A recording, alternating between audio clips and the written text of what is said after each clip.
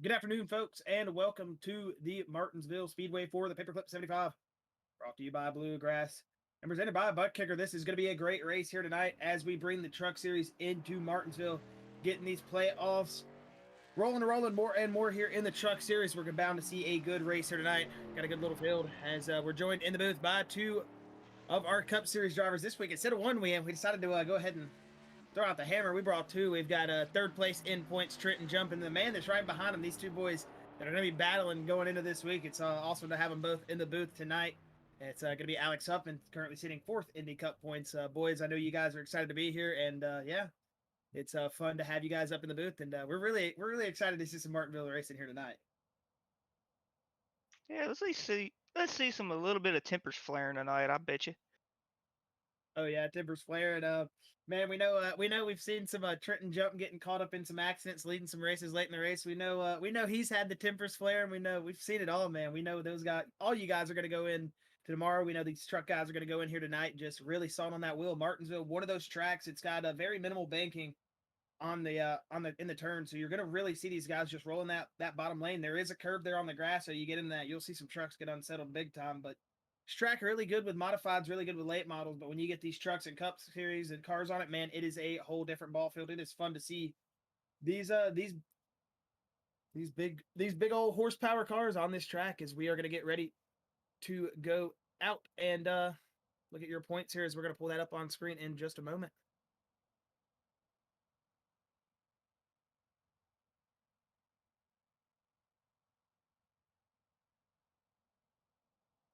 Oh no, my points are not working. All right.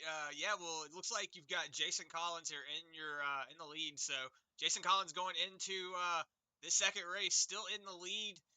But Travis White currently sitting in that second position. Ronnie Shirk in that third position. He's also 1 point behind that second place position of Travis White. So looks like he's got it in for him. But also Will Weber tied with Ronnie Shirk for third place. So got a little bit of a battle going on there between that third and fourth place position. We're going to ride on board here with that 971 and Nate Mowrer. You've got, right now he is on the line right now, currently sitting in fifth. So Nate Mowrer is going to do a really good job here tonight. As you've got Daniel Worthington currently sitting in sixth place with Ed Osborne and Joey Doucette in seventh and eighth. So Nate Mowrer, Daniel Worthington, Ed Osborne, and Joey Doucette all sitting on that line going into next week's race, which is going to be the final four. It looks like Nate Mowrer is going to set that pole with Logan Russell. He's going to set the third position. So Logan Russell, third fastest out so far. Will Weber currently sitting in the second position. Looks like Jason Collins is sitting in the pits, which I did hear him say in the driver's meeting that if he just disappears, his computer is being really weird. So he said it'll blue screen. So if you see that 3 truck just disappear, you know what happened, Josh. Yeah, and I just had my not my iRacing, but my SDK. My SDK definitely just updated, and man, it is massive now. I cannot fit it on my screen the way I used to, so this is going to be awkward. But sorry about that. I had my SDK freaking out. Didn't get my points working, but yeah, like you were saying, Chris, a lot of drivers coming in tonight on the cut line. I mean, it is going to be fun to see. I mean, 4 drivers going to only make it into the championship 4 here tonight, and we've had this whole season to get it done. We've had a lot of drivers, sneak their way in. Drivers like Ed Osborne and stuff. Think of guys like that. Maybe picking up that first win of the season here at Martinsville. Anything can happen here at the Paperclip. It's going to be fun to see, and we know our boys up here in the booth with us, Trenton and Alex, they're going to be paying a close attention, maybe try to get some pointers here rolling as they get ready to go into the championship 4 here tomorrow night as well. So they're going to be let's see. Looks like we don't have anybody else on track. It looks like Travis White might have just set a lap, actually, Chris.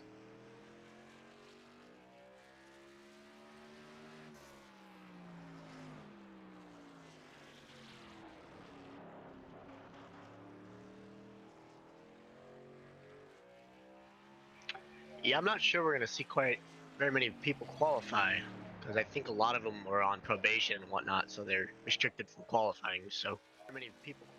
Yeah, you are correct. That was one of the talking points in the drivers' meeting, that we were going to be seeing some drivers not being able to qualify here tonight. So yeah, you are correct, Trenton. I did completely forget about that. Now that you bring it up, makes a whole lot of sense why we're not seeing a lot of action here on the track tonight. We know a lot of drivers did miss last week, so probably one of the reasons we're not seeing as much action on the track. We'll get a couple drivers here qualifying every now and then, but once we see a driver on track, which right now we do, look at that number 3, Jason Collins rolling out a new scheme here tonight. Usually in that white truck, rolling that black in number 3. That's a good looking race truck here tonight. It's white for you? Oh, it's black for me.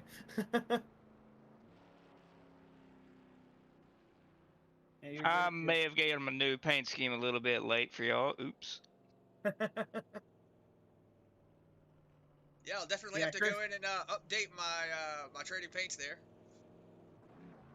Yeah, so guys, Alex, Trenton, whichever one of you guys want to hit on this point right quick, I just wanted to say, take us through the mindset of these drivers coming in tonight. We know you guys right now kind of in that spectator role, not necessarily in that driver role at the moment. I mean, I know you guys are going to be taking notes, paying attention to, some moves, maybe some lanes, but take us through that role of, or that mindset of these drivers here tonight. I mean, coming in, you guys are going to be on that cut line here tomorrow, trying to make those points to get in. I mean, we know Trenton, you're sitting in 3rd. Alex, you're right there on the cut line. I mean, so, just really give the fans that mentality. What are you thinking going into tonight? How are you wanting this race to go for you? And, what's the best result? I mean, obviously a win here tonight, but what's the best way you think you can come out of tonight and really set yourself up for a good night here tonight at Martinsville? Ideally, you just want to start on the pole and lead every lap of the thing, and then you don't have to worry about nothing because, I mean, man, points are tight. I know looking at it, Jason has a pretty comfy lead, but I know on our side of the things, points are really, really tight, so it's kind of nerve-wracking. Yeah, I was going to point out that Jason Collins actually did take the pole there, so Jason Collins, that 3 truck sitting on the lead.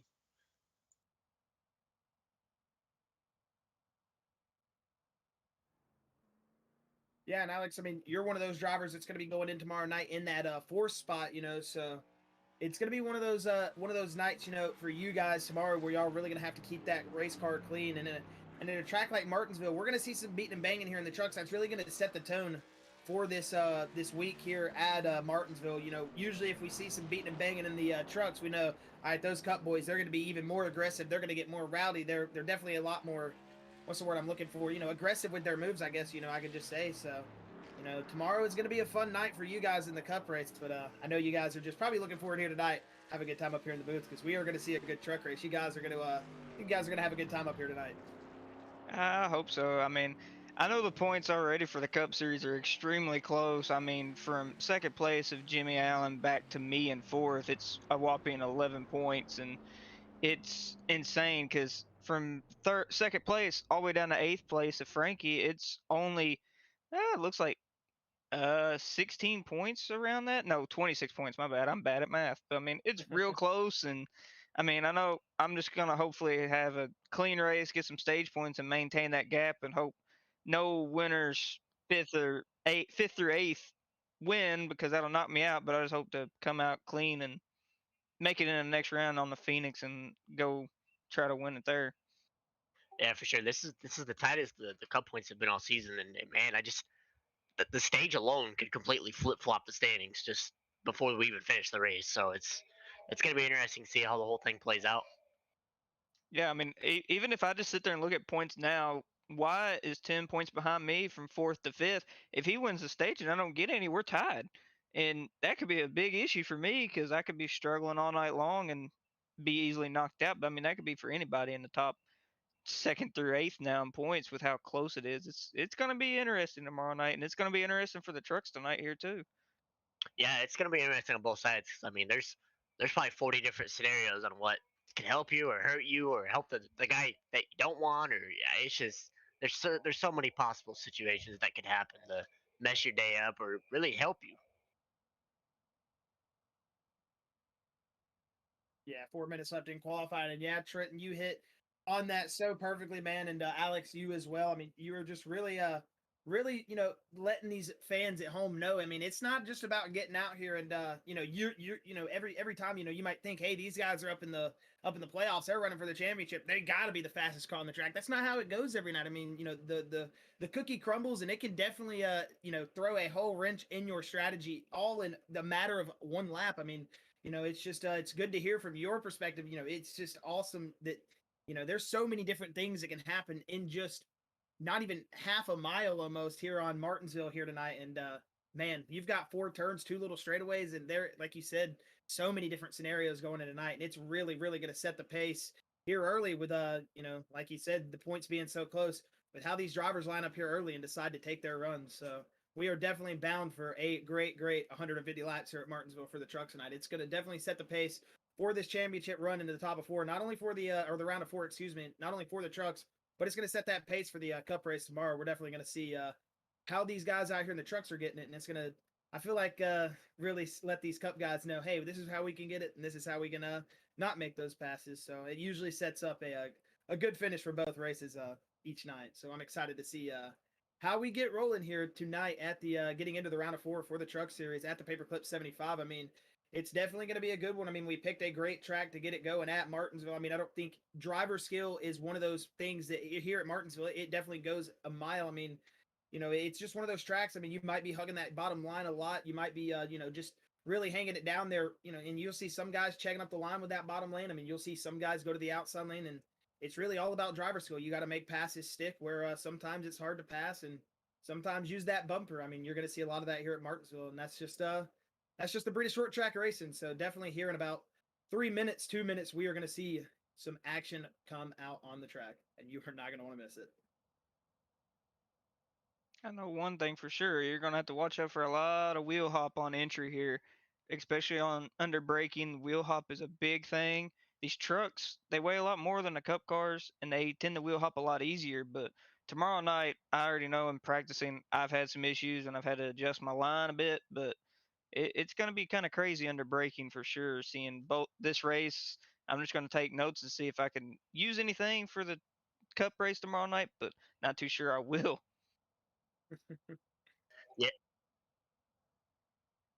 Yeah, no, I was just gonna say it's just gonna be interesting to see if anybody that needs points, might play some strategy, just go for a stage win, and then just try to nurse home a solid finish just to see what it does for him. So it should be interesting to see how that plays out. Yeah, definitely going to be a lot of varying strategies here tonight. Is Chris, what was you going to say?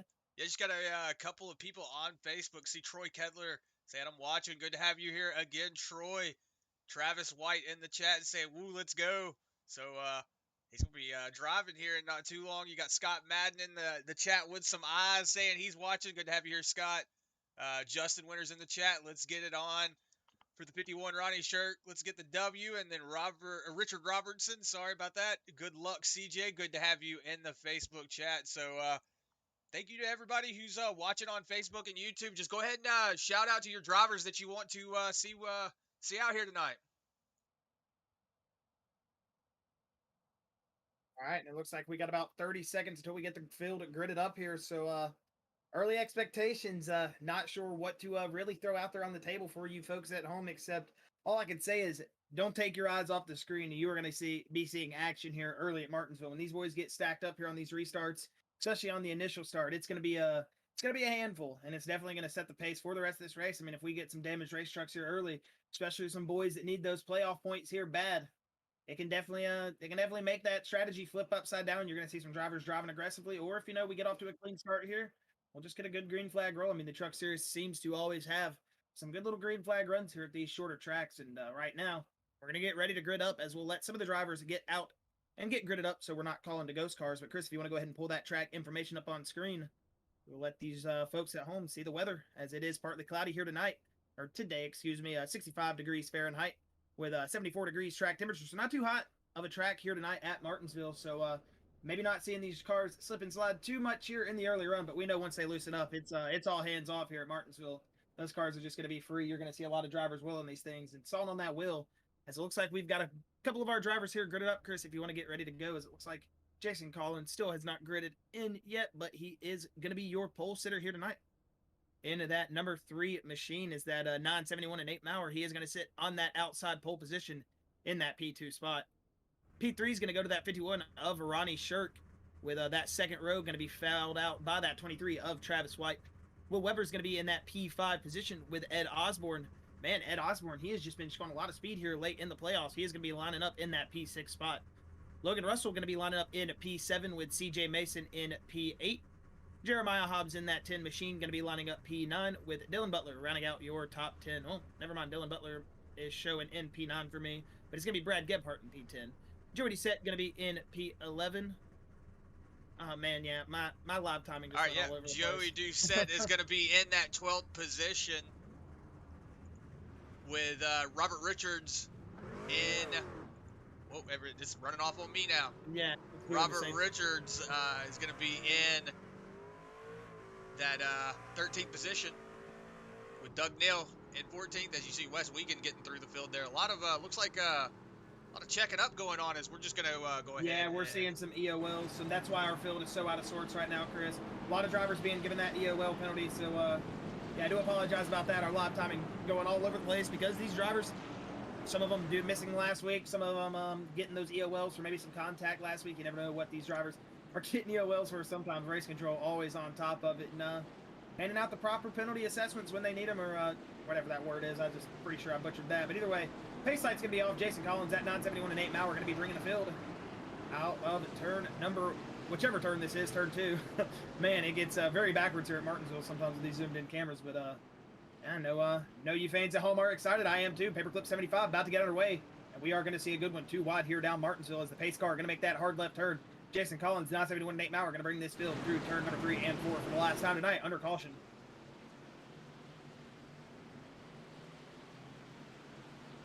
All right, is this going to be that black number 3 of Jason Collins? Good restart. Good start. Oh, never mind. He's going to wreck.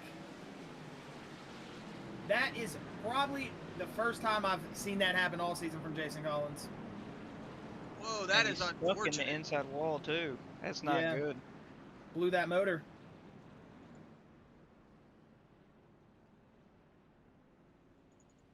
Man, I am kind of at a loss for words. You know what you were just talking about, Trenton, earlier, 40 different scenarios. Well, mark that down to 39 because one of them just happened. Yeah, I mean, I think he's happy with the points gap he's got right now, but he's got to get back out there at some point and just log some laps and try to pick up some points here at least.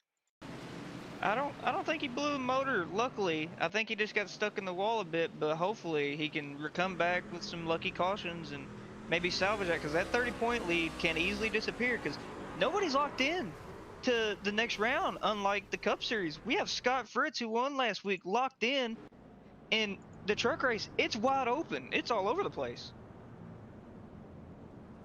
Yeah, all over the place indeed, man. That was, I'm kind of at a loss for words right there. Did not expect that at the start.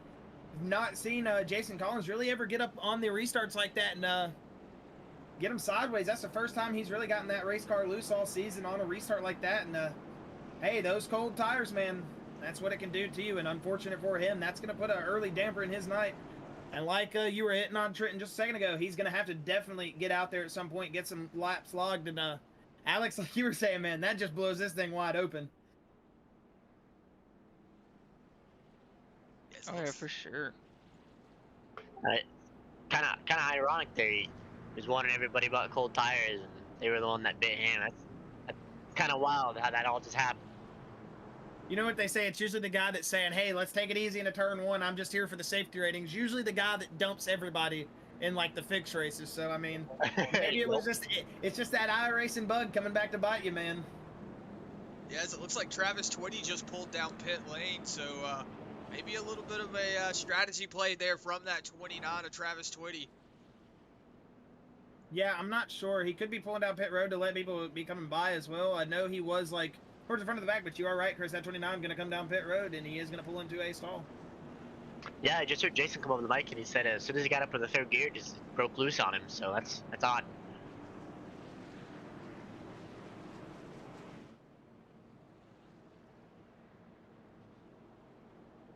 Yeah, we're going to go back on board here with that that opening caution here on lap 1 of Jason Collins. We're just going to listen right quick.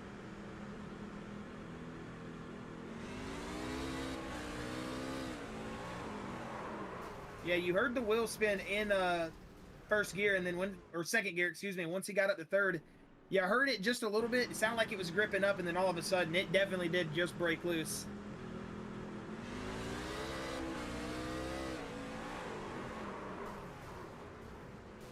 Yeah, so unfortunate there for that 3 of Jason Collins. We do know that he's one of those drivers like one of them said earlier. He's got a really good cushion between between the other drivers behind him, but that's something you don't want to lean on going into the last race next week. As the pace car going to be off, we're going to re-rack him, and we're going to try to do it one more time here. We'll see that 971 Nate Mowrer. It's now going to be that 23 of Travis White. As we're going to hit that green flag again, you're seeing some of the field getting caught up there on that outside lane, but Nate Mowrer going to get off to a big start. Outside lane checked up big time there.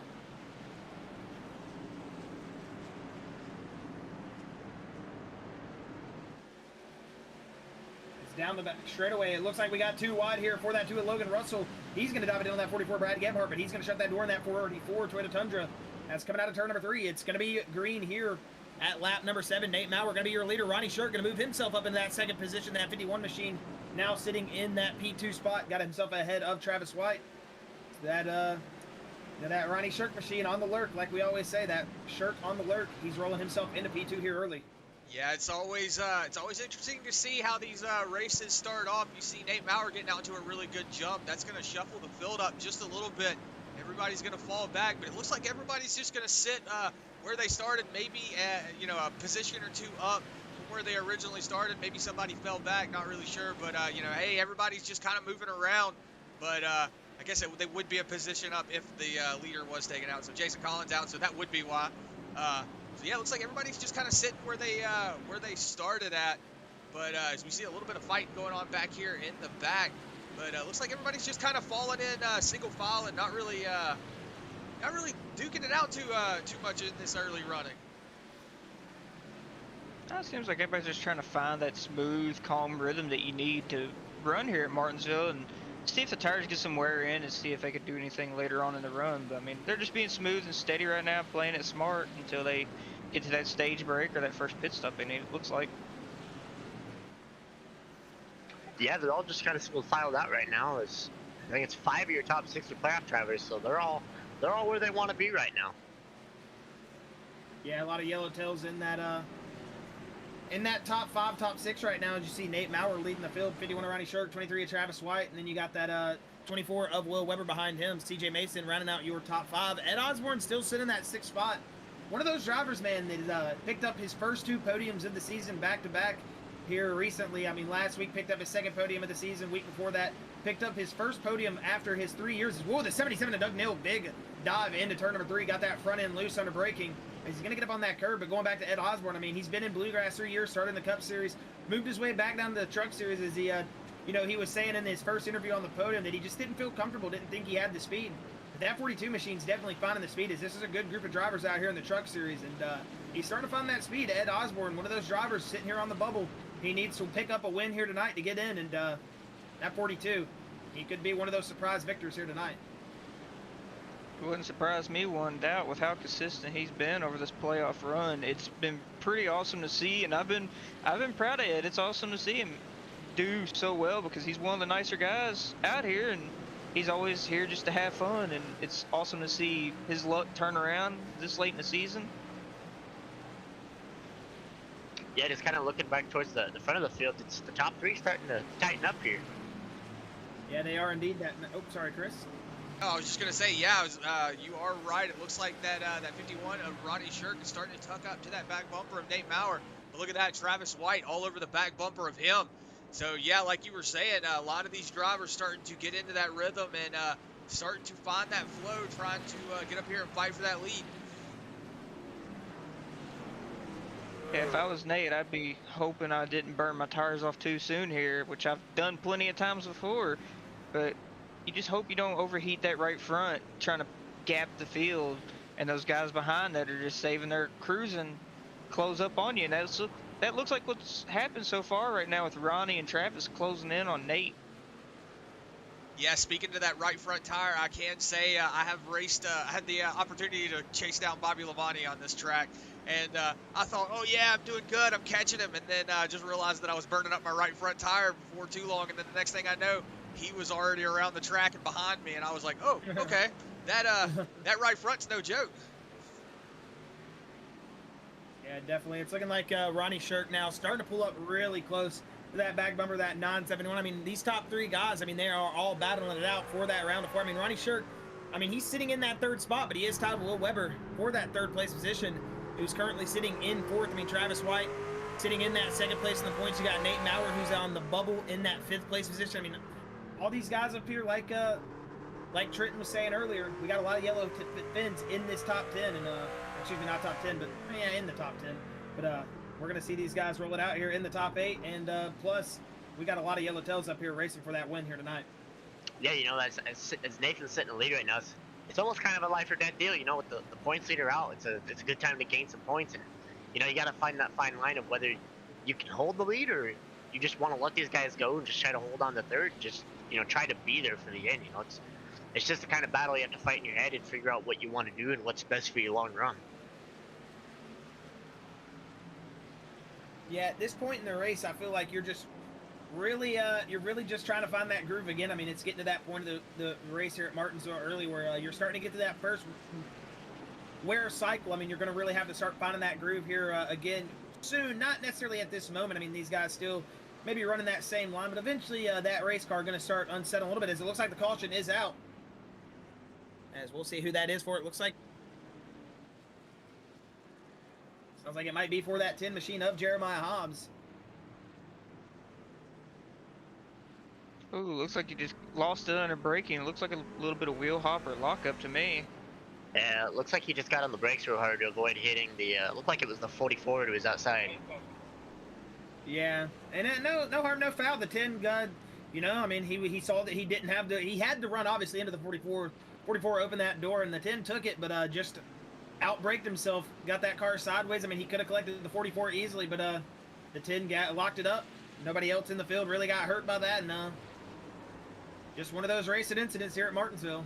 Yeah, just good awareness by him by not wrecking someone else or wrecking himself. So good awareness by him for catching that. Oh yeah, agreed. Usually, sometimes you see people lock it up and get sideways. There's multiple vehicles involved, but it was only him. No contact was made. Good on him. Yeah, good on watching the rest of the field. You know, they, you know, like I always say, you know, it's always good to see the field have situational awareness. So good on those drivers, you know, seeing that car going around. You know, you saw the 71 of Michael Brizzen going on the inside there too. So good on him, you know, just being checked up, being, you know, being aware of what was going on.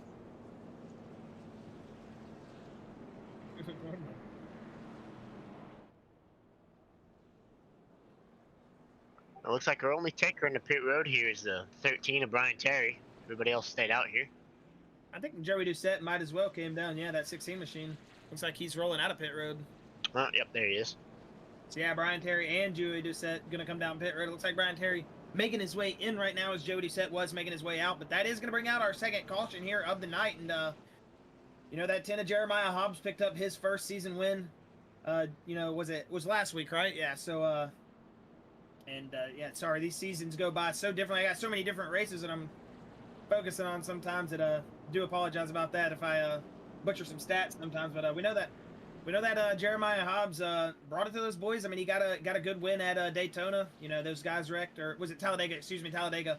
And big wreck at Talladega. He picked up his first win. But you know, one of those drivers that was so consistent early season didn't pick up a win, and it just shows you've got to win with this group of guys out in the field if you want to make it into the playoffs. Jeremiah Hobbs so consistent, and he just didn't make it into the playoffs. I think he fell out in what, Chris, the round of 8, correct? Yeah. So yeah, I want to say it was the round of 8, or the going into the round of 8. Yeah. But yeah, just want to say a big shout out to Buttkicker, as they have came on during the midway through the season to be one of our main presenters of the league. So a big shout out to the Buttkicker guys. If not aware what Buttkicker is, Buttkicker 2 adds instant immersion to any game, unlike a subwoofer that moves air. Buttkicker products move actual mass, producing a haptic immersion that's powerful and accurate, so you can experience powerful bass even while using your headphones or a gaming headset. So also the Buttkicker Gamer 2 doesn't only attach to sim rigs, it can easily attach to standard center post chairs. Man, that one gets me every time. So check them out at buttkicker.com, and you can also get that 20% off with discount code Bluegrass iRacing. So check them out at thebuttkicker.com, and yeah, tell them the Bluegrass boys sent you. They'll give you a little bit of a price cut as we're gonna get rolling here as the pace car is gonna go out. That 971 of Nate Mowrer, that 51 of Ronnie Shirk, gonna bring him back to the green. And I'm excited to see how this 51 of Ronnie Shirk and these guys that were attacking that 971 get back to it. Is that 971 gonna get off to a decent little start here? As that 23 of Travis Whitetail gonna be to the inside. 24 of Will Weber gonna push that 51 of Ronnie Shirk up the track. As that's gonna open the door, 71 of Doug Neal gonna go around off the front bumper. Oh, Richards, big stack of Ed Osborne gonna be caught up in it. 88 of West Weekend going to come in Whoa, big right here, 29. lap number 30. 29 Oh, of and gets loose, trying to miss it and gets involved as well. Yeah, we'll go back on board here with, saw Travis Twitty sliding in there. Don't think he took any damage, but whoa, that was a big check up there. Saw Wes Wiegand getting into the side of CJ Mason, so a lot of checking up going on. We're gonna watch it here from that 88's point of view. See, oh, excuse me, did not mean, I thought he was a little further up. Actually go up here to, Yeah, they were almost 4 wide there. Yeah, almost for a second. They got 3 wide coming out of 2. And just that 55 was under that 77. And it's unfortunate for Ed Osborne, man. He was one of our championship contenders that was caught up in it. But it's a track like Martinsville. Those fenders not really as much of an issue here.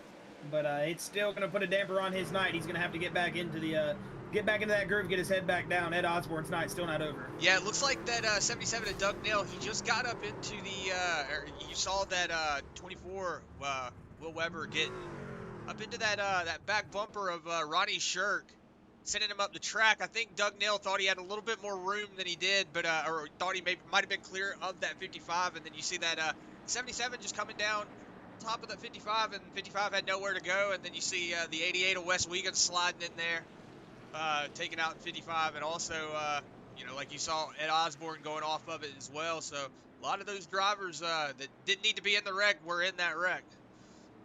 Yeah, it just looked like a typical Martinsville stack up there. You had 2 trucks get together, everybody stacked up, and some people that were behind a couple others saw a hole, they tried to take it, and that hole closed up, and then we got that.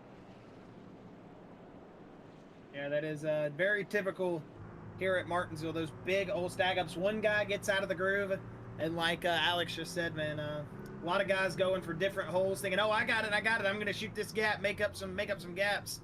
Nope, that's not how it works. Because as soon as you hit that gap, you got another race car that was in your complete blind spot. You're gonna hit him. You got to dodge him or hit him, and then it just becomes a big old mess when you got a lot of guys trying to go a lot of different places on a little bitty track like Martinsville when they're all big stacked up like that and running all different speeds. Yeah, Martinsville's one of those tracks that it is definitely small, but it's a lot bigger than you think it is.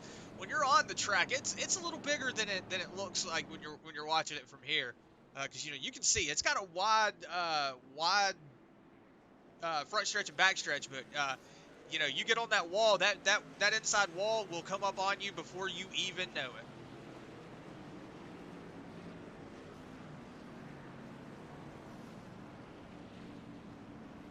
As the pace lights are going to be off here, that 971 of Nate Mowrer. That 23 Travis White now going to bring us back to the green. We'll see, go back to that early talking point. How these boys are going to attack that 971. We know Ronnie Shirk just got a little bit out of the groove. Those tires maybe just a little bit heated up. We'll see how that 51 gets back to attacking here. That 23 going to suck up right to the door of that 971. As we're going to look on that back bumper as we go green here. In just a moment, green, green, green. Here comes that 971. Here comes that 23. Looks like that 23 got off to a decent little start. That 971 going to clear him into turn 1.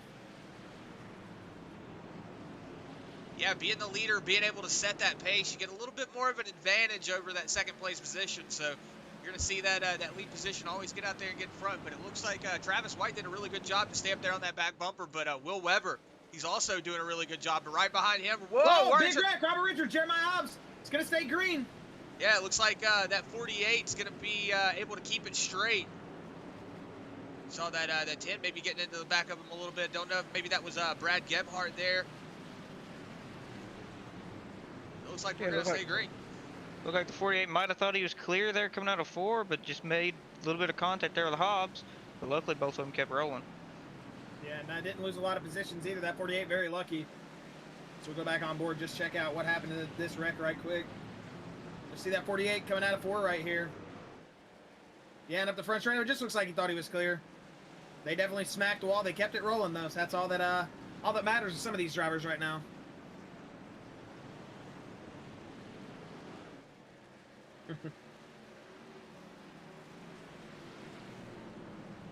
Yeah, as you see, it looks like Nate Mowrer is starting to get a little bit of a gap between that 23. The 23 was tucking up to the back bumper of that 971. But as I say that, oh, look at that. Yeah, big run. Yeah, 24 had a little bit of a check up there. You see the 51 get a really big run going there into the turn. He's going to go to the inside here. He's not going to make it stick at the moment. But that 51 of Ronnie Shirk now, he's starting to get really aggressive. He wants to make these positions back up because he's got a lot of guys on his hills that are coming too.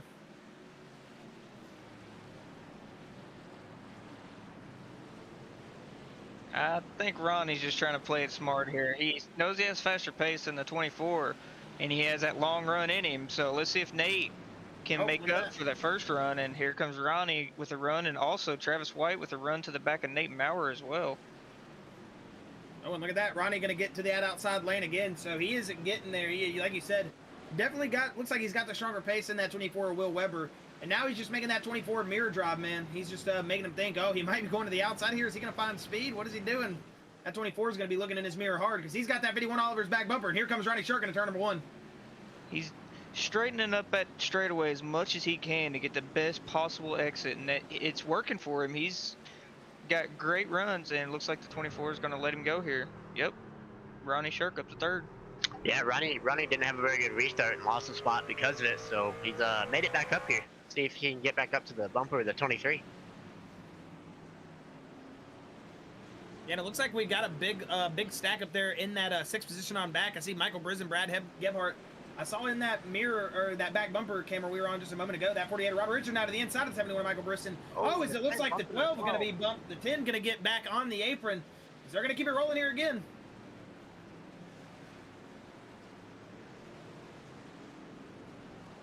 Lap 45 and bumpers are getting used up already. Oh yes, sir. Not even to that halfway point. These guys already getting pushed. He's starting to use that intimidator button. Look at Joey Doucette. Big drive into turn number 4. He's going to be too wide here with Jeremiah Hobbs. As it looks like he's trying to work his way back to the field. Jeremiah Hobbs now going to set in P9 is that 10th place position, and Joey Doucette trying to work his way back out. It looks like that outside lane going to be stagnant. He's going to fall back in line here.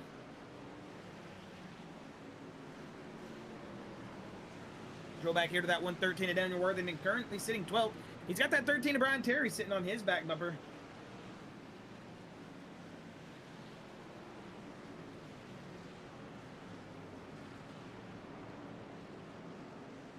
Just to kind of eyeball back up to the leaders for a split second, they are narrowing in on lap traffic, so we'll have to see how that plays into it, whether they're going to move out of the way or... Yeah, and this 23 and this 51 starting to pull up to that 971 and Nate Mowrer. I know, Puffy, you were talking about earlier these guys using up their equipment, or that 971 maybe using up his equipment early. Now it's really going to start to come to him if that equipment has been used up just to the slightest. It looks like that 971, that 23 and that 51 all kind of holding similar pace, as it looks like Ronnie Shirk peaking again here at about lap number 49. Shirk's on the alert, man. He's trying to make up some positions, it looks like.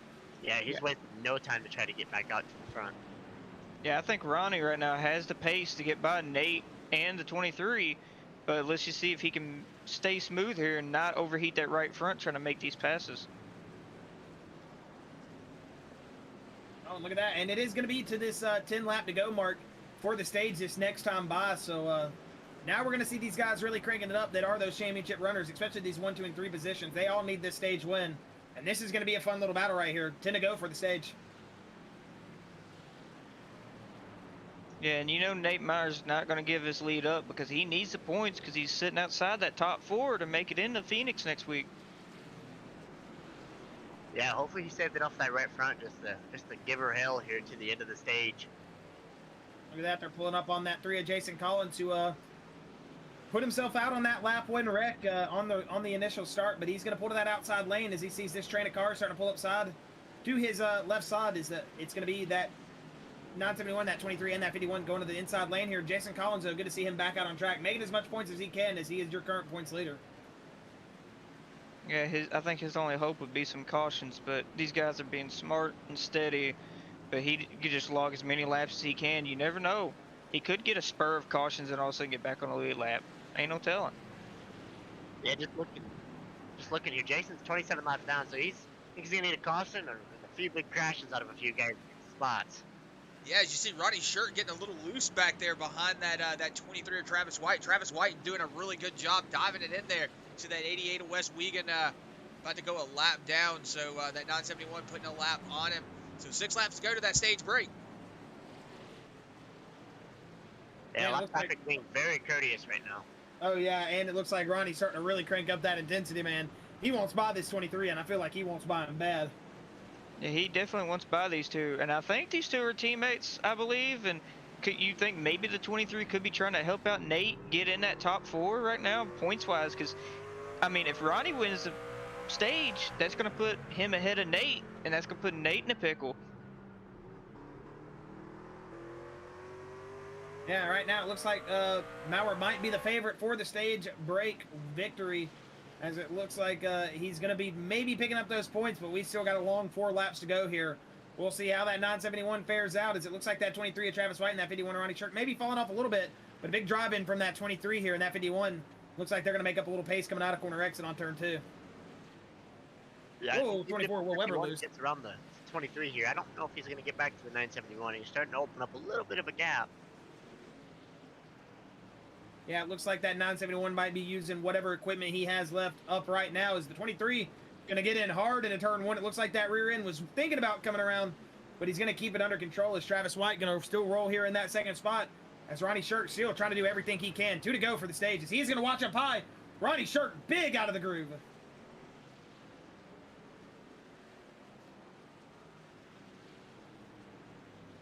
Yeah, so the third place position is going to fall back just a little bit. So Ronnie Shirk is going to be battling it out with Will Weber back there. Maybe a little bit of right front bug coming up to bite that 51 of Ronnie Shirk. But it looks like Travis White's still over that back bumper of that 971. But with that flag for the stage. Yeah, the white flag to the stage. So let's see if that 23 has anything to offer for that 971. Look at that big drive in there. Rolled the center really well there, coming down into 3. He's peeking to the inside, but it looks like he's not going to be able to have it going into 3. Let's see if anything happens with that 971 machine. That 23 bagging up corner entry. Looks like he's not going to have it. Green, white, check it out. It's going to be that 971 of Nate Mowrer picking up this stage of victory. Should be stage right. Yeah, there we go. There we go. My bad. I was a little bit confused on points, but looks like Nate is going to pick up that stage win, and that's going to help him out quite a bit. Yeah, Nate really needed that stage win being on the bubble right there tonight. And he definitely probably is thinking forward now as he's seeing he's got a good race car, man. He's got Jason Collins, the original pole sitter, out. This is like we said earlier, wide open. This is gonna see we're gonna see if that 971 and Nate Mowrer's got the rest of this race dealt with. But it's gonna be a fun one, man. We got a lot of good cars out there, and after we get these fresh tires on, I'm excited to see who's gonna be this dominant car early in these fresh tire run. Yeah, I was just watching the battle for the final stage point because every point matters, and Logan Russell barely edged out Daniel Worthington for the last stage points. That might be big. Yeah, that could be the 1 point difference that maybe shakes up Daniel Worthington and Nate Mowrer, because Daniel came in 1 point behind him. But also Nate was 13 behind 4th place coming in, with Ronnie Shirk and Will Weber being tied. So, and they were only 1 point behind Travis White. So this points battle didn't get much different besides Nate closing that gap. Yeah, you're hearing it, man. These stage points definitely having a big effect on these this playoffs going into the round of 4. Is it's going to be that 971 Nate Mowrer picking up the stage win. Going to go ahead and bring him up in the booth and have a word with him. Do we have any driver that's more specific on who wants to ask a question, maybe, or both of you guys just want to have a go at him? I mean, no, he might not have longest time, but we'll go ahead and bring up that 971, and you guys can make up your mind rhetorically. Nate Mowrer, this is Chris, Josh, Alex, and Trenton up in the Bluegrass booth. It's a family reunion up here. How you doing after that stage win, buddy? That's one of 2 things I need to do tonight. I need to get a stage win and hopefully do the other one by winning this race. I need to finish a little bit. I need Will Weber to go back farther than that stage, so I'm still not looking too good yet. But I'm trying. I've never practiced so hard for my life. I practiced probably for about 5.5, 6 hours a day. Took the day off. That's how much this league means to me. Hopefully here, get the win tonight. Heck yeah, Nate. Alex and Trenton, you guys got any questions for Nate before we send him back down here, let him get back to this race? Hey, just keep your head on your shoulders. You're doing good so far. You gained 10 points on them, or you gained some points on them, but you're doing what you need to do. So just stay smart. Yeah, just keep your head in it. Don't burn that right front off. I think you know what to do now. Yeah, I just hope that it's kind of nice that I do have my teammate here behind me. Hopefully he don't accidentally get into us. Hopefully, kind of acts like a blocker for us. So yeah, hopefully everything works out here. Still a long race to go. Anything could happen, as we've seen on lap 1. Heck yeah, Nate. Well, hey, congrats on that stage win, buddy. You were in the Big Holler channel, correct? Yes, sir. I was with Jason. All right, I'm gonna go ahead and move you back down there, and hey, good luck in the rest of your race, Nate. Hopefully, we'll be talking to you later, buddy. Hopefully, guys. Have a good night. You too. All right, and that was Nate Mowrer, stage winner. As we are looking forward to this green flag run right here, as the pace lights are going to be off. We're going to see how these guys reset here, as they're on those fresh Goodyear tires. They're got the feel in the race trucks. We're going to see how they go here, as we are rolling out of turn number 3 and through turn number 4 to bring us back to the green here. Yeah, let's see how Nate Mowrer attacks this green flag run. Whoa, he's in 23. Wins. No! Big crash behind. Big wreck. That is a massive wreck for multiple championship contenders right there. That's what Jason Collins needed. I was just about to talk if the 23 was going to start playing defensive back for his teammate. Man, looks like he is now. Yeah, and that 42 Ed Osborne guy's one of the guys that made it through. So, again, this race has just been blown. That race went wide open because you have the 23 now with a blown motor. The exact truck Nate was just talking about needing to get more points on. And I'm just noticing one guy that made it through was Ronnie Shirk, one guy that was been strong early, so good for him. Oh, yeah, Ronnie made it through by the skin of his teeth, man. You see Ed Osborne, another one of those drivers towards the back. He made it through. But you see that 16 of Joey Doucette getting in there, that 44 Brad Gebhardt. 48 Robert Richards in the wall. Yeah, Robert Richards. I mean, a bunch of race trucks involved here in this one. 71 of Michael Brisen looks like he's going to make some contact. Yes, he is. He knocks the snot out of the 23. Yeah, so we got a couple trucks through, but Ed Osborne, another one of those trucks that needed to get through, he made it through. So that opens up his night here for the playoffs too. That could help Ed Osborne as well. Oh, for sure. He might have got involved in one of his own, or in a wreck earlier by getting clipped, but whew.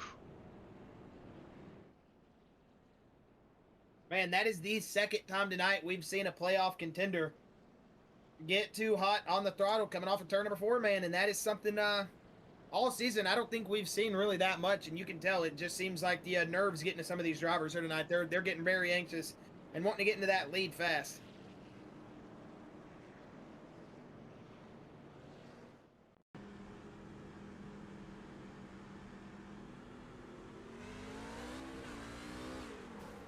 Sounds like the same thing that happened to Jason Collins.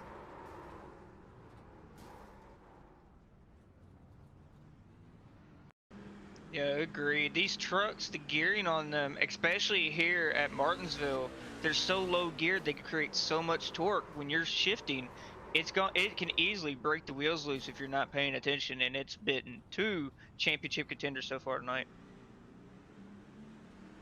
Yeah, as big of a wreck as that was, I think Travis White definitely got the worst out of it, unfortunately. I mean, I know there's a couple other playoff guys that got in there and got damaged, but I think it's just fender damage and bumper damage, which thankfully Arrow's not a big deal here, so. Watch it from the back here, you see all those drivers just getting big stacked up. Contact still being made. Travis Twitty getting it woed up, and yeah, you just see how that contact. Ed Osborne going on that inside lane. He's going to pick up some valuable positions after some of those cars do come down pit road. Ed Osborne currently the first car a lap down. We'll have to see if that 42 machine can work his way back on the lead lap eventually. But right now, with some of those championship guys being hurt bad, this is just opening that race even more wide open, man. It is it's getting crazy now. I just heard contact coming out of turn 2. I'm gonna be hating to try to update the points after this race. Oh yeah.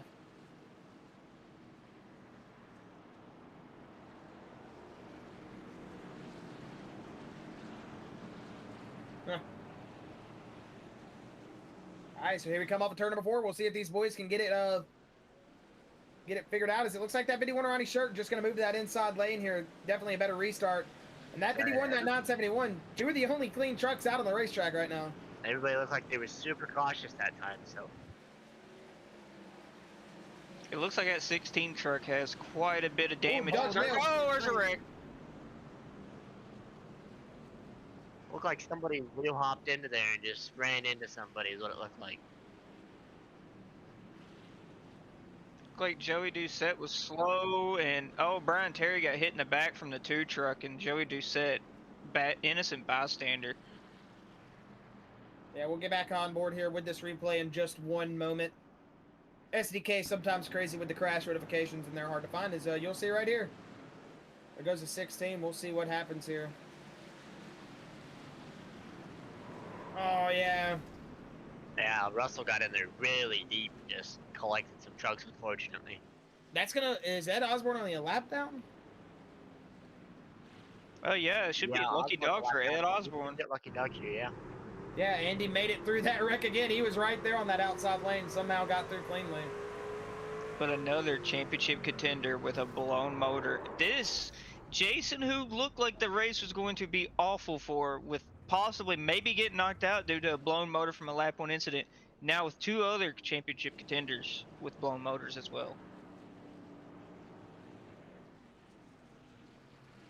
Yeah, I noticed on that restart, he seemed like he was massively down on power with all that damage from that last incident, and this one just finished that truck off. Yeah, as I said that while I was muted, yeah, it looks like the 16 of Joey Doucette, just with that blown motors, looks like he's going to be sitting there on the sidelines now.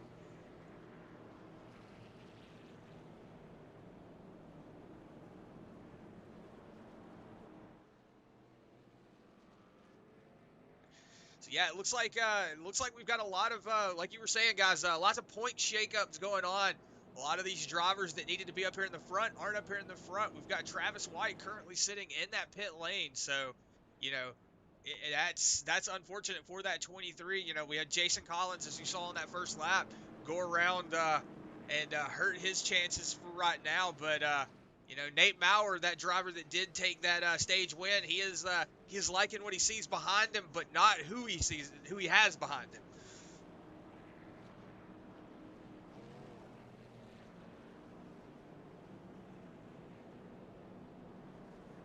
Hey, as long as any of these guys that just got involved in any of these wrecks, if they see what Jason Collins has done so far, I would not give up.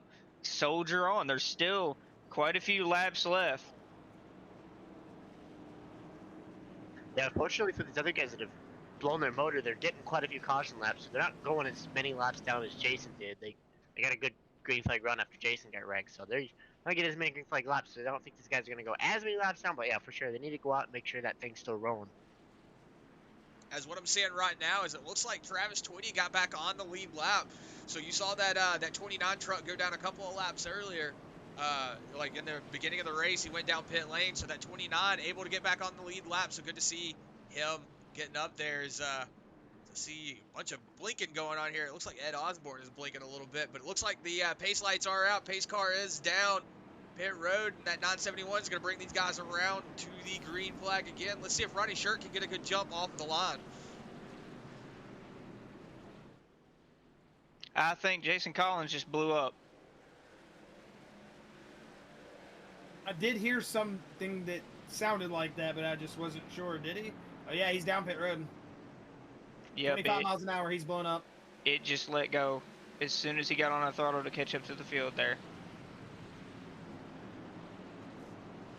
That is tough luck. Right as soon as we said he might be able to get back in this with points, that's tough. That's a heartbreaker.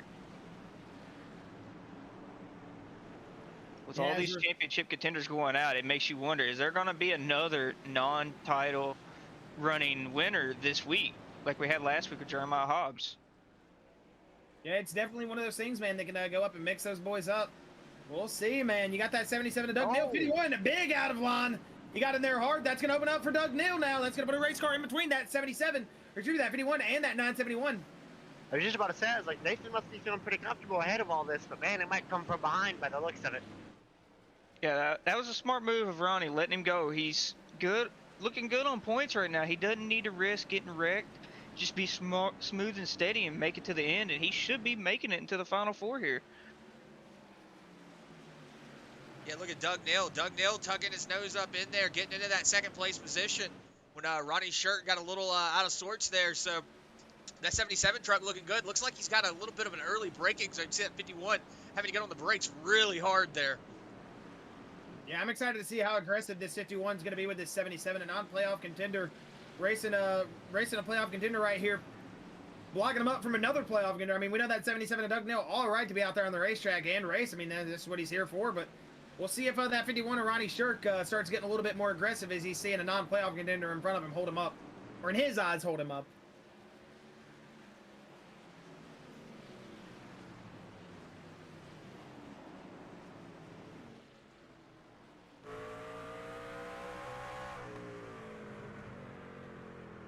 As it looks like here, look at that, Jeremiah Hobbs you see in the background. Look at that, oh, he's 971 going to get out of the group for a moment.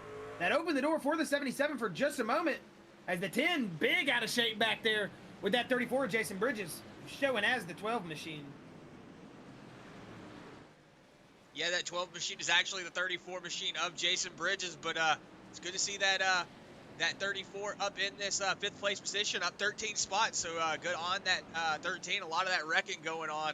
So moving himself up here, but it looks like Doug Neal up also 11 positions, sitting in a good spot all over the back bumper of that 971. That 971 just looking like he's the dominant truck, but you see that 51 just looks like he's getting really aggressive going into those turns. Yeah, he's definitely extended that braking zone just a few feet. He's just trying to get a good drive in. I mean, he really wants to put that pressure on that 77 of Doug Neal, get him out of sorts. Without using that bumper, he's using the virtual bumper, as I like to call it. Not necessarily giving him the bump and run, but he's trying to get that driver to look up in the mirror, just get him loose, not pay attention, get him offline so he can get around him easy. Yeah, and the longer these guys are staying in line, it seems like the more they're catching on here. We're about to have Here comes Jeremiah Hobbs. Yeah, I was just about to say, we're about to have a 6-car train for battle for a lead here. Yeah, these boys are starting to catch up here. Like you just said, Trenton, we're starting to see a 6-car run right here, maybe for the lead in just a moment. I do think right now, with how much this field is caught up, is the 971 holding up this whole group? Because if so, bumpers might be starting to be used here. Yeah, coming to lap 90 out of 150. I mean, this is where you're going to start seeing not necessarily the full aggressiveness come out, but these guys are starting to get more and more as this race ticks on, more and more aggressive. They're going to want to start to get moving here soon. Yeah, I'm almost willing to bet the 971 he's driving nervous right now. You know, he's watching the mirror. He's not keeping his eyes forward. He's missing his marks. I'm almost guaranteeing to bet that. It's one thing you don't want to do. This isn't a plate track. You want to keep your eyes forward here and look straight ahead. Yeah, one thing about mirror driving at a track like this is you, like you were saying earlier. Well, whoa, it's the 51. That's going to get him out of sorts. Here comes the 10. Yeah, but mirror driving is an issue at some of these shorter tracks because you do have to focus on your braking zones. You have to focus on where you need to get on the brakes, how much you need to be on the brakes. Good drive out from Ronnie Shirk. Here comes Jason Bridges. Contact. He's going to put Jeremiah Hobbs up the track. Yeah, you're going to see a big bump there from that 34, Jason Bridges. That 10's going to go up. Let's see if that 10's going to get back on that loud pedal, get up here and put the bumper to that 34. Whoa, did you see him getting really loose? Look at Doug Neal. He's now put himself right up on that back bumper, almost that 971, as Doug Neal has just been playing that cat and mouse game, just rolling on that 971, really using that cat's tail, just chasing him down wherever he's going. I'm going to go too, is what he's saying. But here comes that 51 of Ronnie Shirk. He's not going to make it stick at the moment. Ronnie is putting the pressure on Doug Neal for sure, but it looks like Doug is not trying to pass his teammate right now. Oh, and Ronnie just came over the radio and I think just told Doug Neal, let's go. Yeah, he knows what they're doing, and this ain't a plate track. You don't want to try to block for a teammate here because bumpers and tempers will flare. Heard contact again. It sounded like back in the field that 12 and that 10 and that 24 might be making a little bit of contact here.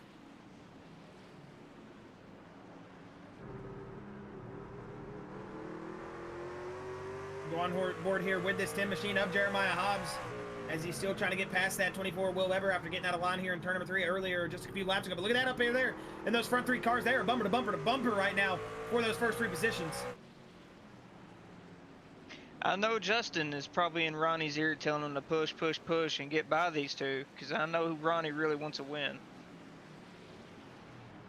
Yeah, I know Ronnie, one of those drivers, man, every week we interview him for the podiums. You can hear he's excited about his podiums, as you can tell. He's just one of those drivers that knows he could have gotten that extra little bit out of the truck and just didn't find it or found it a little bit too late. But that 51 right now, he's definitely not letting any of that get to him. He is definitely telling himself he's the fastest truck on the racetrack tonight. And with that 77 blocking right there, that just might crank up that intensity a little bit more. Yeah, and I think before too long, he's going to take matters into his own hands and start using the bumper, I have a feeling. Oh yeah, I mean, he called it out a second ago. He says he knows what they're doing, and they act like he didn't know. And I think that little bit of block there kind of shows what they're trying to do. Yeah, those two Simbox boys starting to work together, man. We're going to see that 51 maybe open up that bumper game here soon. This is starting to get good as F48 Robert Richards all out of sorts in front of our leaders here. He's going to stay to that outside. We'll see if they do roll on clean by, though. It looks like they are going to all get by cleanly, as that 51 of Ronnie Shirk is still on the attack. Yeah, we don't say the Shirk is on the alert for no reason. So you see it, Ronnie Shirk really trying to get up there to that back bumper, that 77. I heard y'all talking just a second ago. You know, it's gonna be interesting to see how he handles these Simbox boys.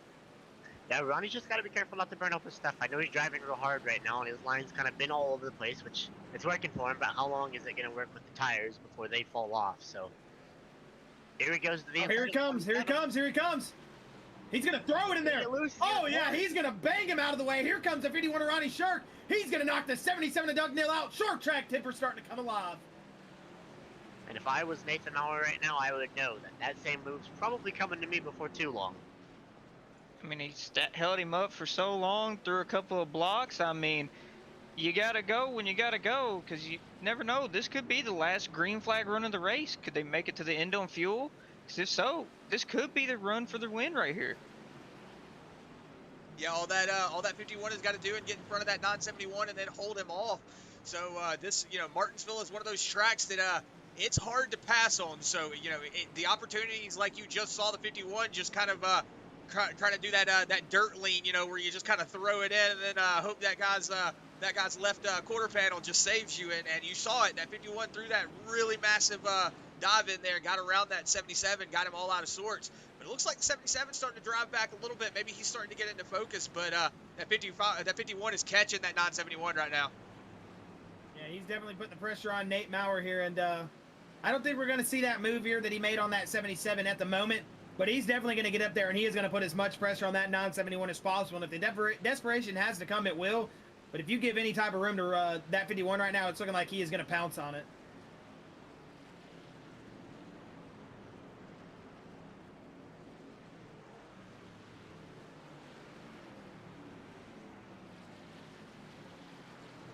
Cycling through your field here for just a moment at lap 106.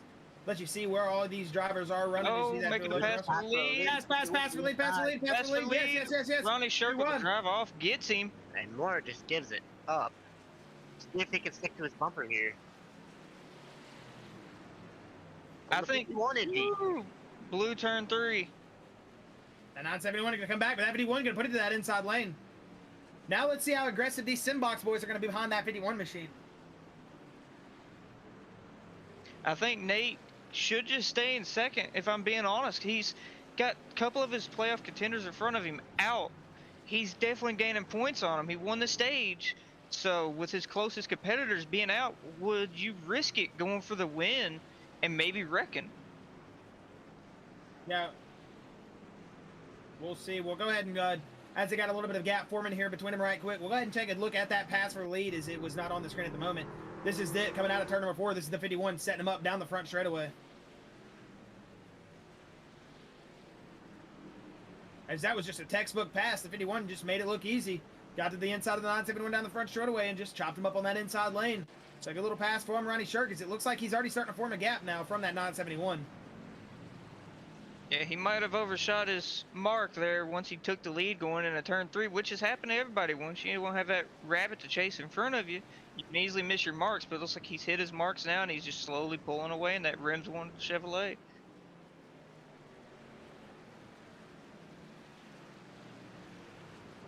$40 laps to go, boys. It's going to be 39 this time by. As we're going to start seeing some, wait, I might be completely off on math. No, I'm not. I'm correct. Sorry, I'm horrible at math. 39 this time by is up. Ronnie Shirk going to be about almost a second out now. That 51 machine since he got past that 77 to Doug Neal, got up to that 971, worked on him. He saw that pass just a second ago on your screen, that replay of it.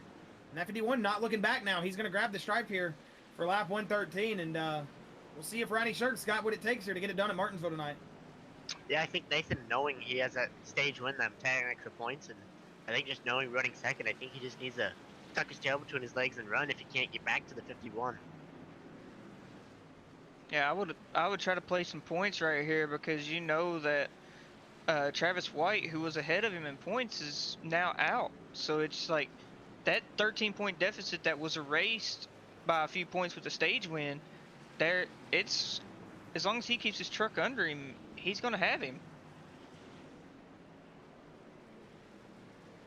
I mean, Travis White and Jason Collins both out of this race at the moment. So, I mean, these points are starting to open up just wide open. And Ronnie Shirk, one of those drivers that's going to bring it around here down the back straightaway, still in the lead, man. And he needs this win. And that Nate Mowrer machine, like you guys were saying earlier, you know, we've got a lot of these guys out. And then that did open it up. So now we're going to see if that 971 tries to jeopardize his race, get up there and press that equipment. Right now, it looks like that 51 of Ronnie Shirk, second in 7/10 now. He's starting to pull away on that 971 machine. Yeah, so it looks like that 51 of Ronnie Shirk was just being held up by those Simbox guys. So you see now Ronnie Shirk just moving along, pulling it out to almost a 2-second gap now between him and that second place position of Nate Mowrer. So Nate Mowrer is back here with his Simbox teammate Doug Neal fighting for that third position. But Jason Bridges in that 34, he's a little bit behind, so he's got a little bit of separation there from that third and fourth place position. But Will Weber currently sitting in that fifth place position.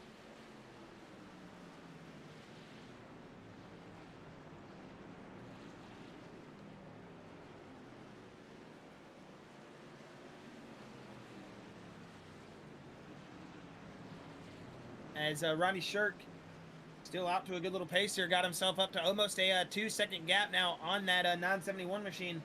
And those two Simbox boys, that 971 of Nate Mowrer, that 77 of Doug Neal, scratching their head a little bit. They were just thinking, man, we were just right in front of that guy, holding him up, doing such a good job keeping him behind us all race, and now he's gotten by us, and man, he's just gone. That 51 of Ronnie Shirk's turned the jetpacks on. He's moving. Yeah, teammates can block for a little bit here, but unlike the plate race last week where teammates mattered when it counted, I don't think it'll help you too much here, because if somebody's faster, they're going to find a way by you and they're going to check out. As I say that, though, Nate Mowrer just put 4/10 on that 51 machine just in turn 3 alone. We'll see if Nate Mowrer maybe starting to get back on that loud pedal, if he'll start to catch him in these next couple laps. Yeah, I was just going to key up and say, he's in the past 4 laps, he's made up a half second back up on there. We got to go. Oh, caution out, caution out. Ooh, Will Weber's around. Not good for that 24 machine either. Definitely not what that 24 machine needed tonight. I mean, he is sitting in that 4th position currently. I mean, Nate Mowrer with such a good run as well. I mean, Will Weber's needing the best night he can get here tonight, and that is definitely not what he needed.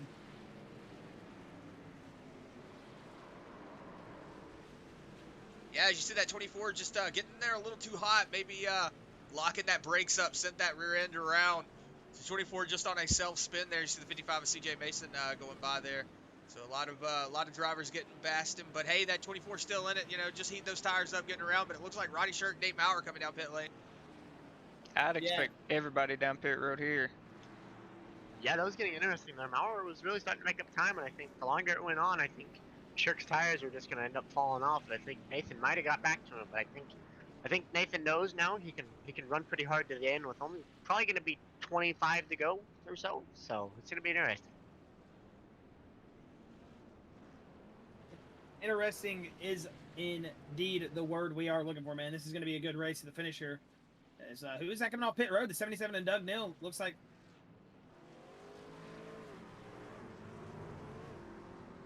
Yeah, it looked like Nathan there was playing some games to get Doug out in front of him so he could start on the inside here.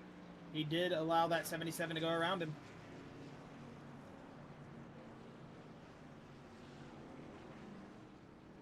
Yes, Which, I mean, I don't blame him. You want that bottom on a restart for sure. Yeah, I heard him come to the mic and say, "Go, Doug, go, Doug, go." Yeah, I heard it too. I was thinking, oh, here we go. Strategy coming out.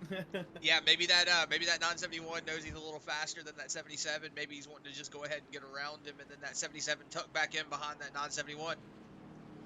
Or just not risk maybe restarting on the outside and getting freight train, because if you get freight train and somebody on the inside of you gets loose, you're going around, and that could hurt his chances at advancing.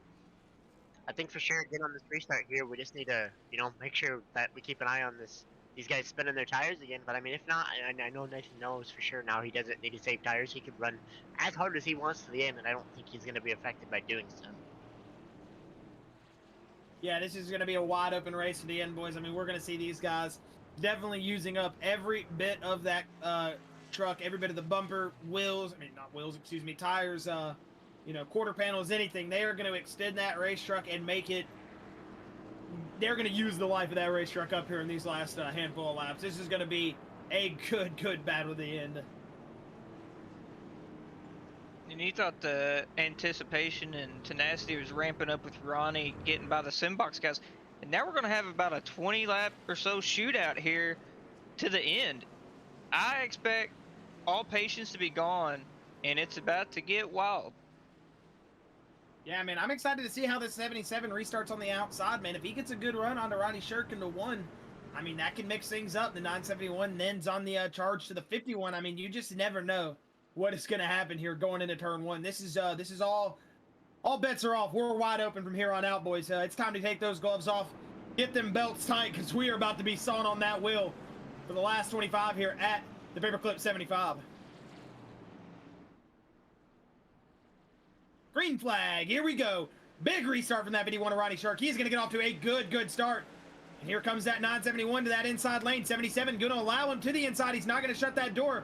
So here comes Nate Mowrer to that inside. We'll see this battle for the lead here for him out in the next couple laps. Fresh tires, 24 to go. We are rolling that 10, big run in. Here comes that Jason Bridges to the outside. He's going to get big checked up, and that's going to stack up that outside lane. But he's going to get freight trained by that inside lane now. Here comes that 971. Got that 77 of Doug Neal all over his back bumper. Here comes Jeremiah Hobbs as well.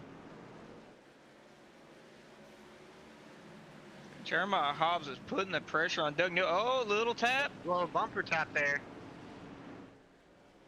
Yeah, Jeremiah Hobbs now coming to that 77 saying, hey, you thought it was over with that 51 machine. I'm here, baby. Let's go. I'm trying to get another podium.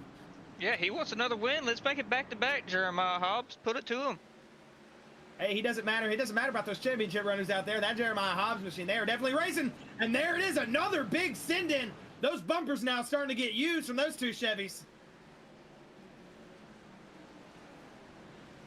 Looks like Doug's really backing up his corner, and Jeremiah has not anticipated that at all.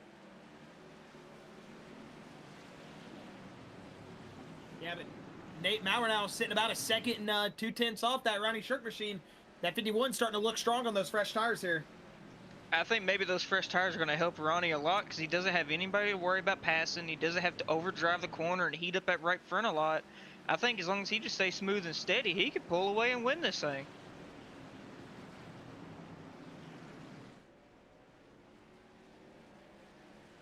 Here comes Jeremiah Hobbs. 77 in deep, locks up. Here comes the 10. He overdrove the corner. Oh, they're going to make a little bit of contact on corner exit. 77 going to shut the door back. Good little battle there through turn number 1 and 2. That could have gone so south for the 971, because the 77 drove in hard to keep the 10 from getting under him. But then as soon as that 10 locked it up, or the 77 locked it up, my bad, the 10 tried to get back underneath him, and whoo, they're racing hard for third place right now. Yeah, you're seeing that 10 wash up there towards the wall. You see him getting really loose coming out of corner exit. So that 10 is overdriving that truck. He is trying to get to that 77's back bumper. As you see him locking it up, going into turns 3, 4, 2. Whoa, you see him getting really loose coming out of turn 4. So you see him, he's getting back on that pedal just a little too quick, getting that back tires heated up. So you might see that 10 not be able to catch up to that 77. Yeah, and he's calmed down a little bit and just hit his marks, and he'll catch back up. Whoa! Almost overdrove the corner again into the 77. Yeah, but right now, Ronnie Shirk sitting out to a very, very comfortable lead at the moment at lap 135. We got 15 laps to go here to get it done, and that 51 of Ronnie Shirk, he's got a 2 and 10th gap on that 971 machine to Nate Mowrer. Almost a full straightaway. Yeah, he's got about half a straightaway, 3/4. Oh, the bumper to the 77. saves it from the 10. Oh, no, he's going around. Caution's going to come out. Oh, and the Oh, 24, the 24 hits hit him. it again.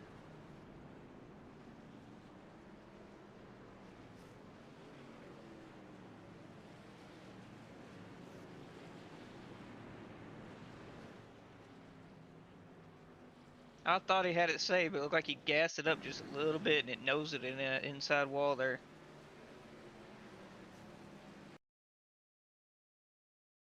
Yeah, you see the 77 get on the brakes really hard. That 10, you know, you saw him driving it in there.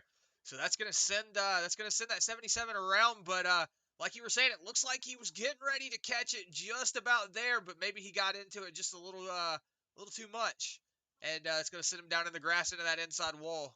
Then you're gonna see the 24, you know, being that innocent bystander, trying to get it woed up, but just not getting able to. Not bad luck for the 24 yet again. But, I mean, Jeremiah Hobbs is going for wins. He was racing hard against somebody that wasn't in the playoffs. He wants to get in the... I'm sure he wants to get back in the booth and talk to you guys. But, man, I think he could have maybe just waited a little bit longer before ever putting that bumper. But it's Martinsville. Saw a couple fakes to go down pit road from some of the leaders. I was kind of wondering if anyone was just going to take that risk and see if they could lead a big pack down this and see that little bit of a tire advantage would get them ahead of this 51 to the end here.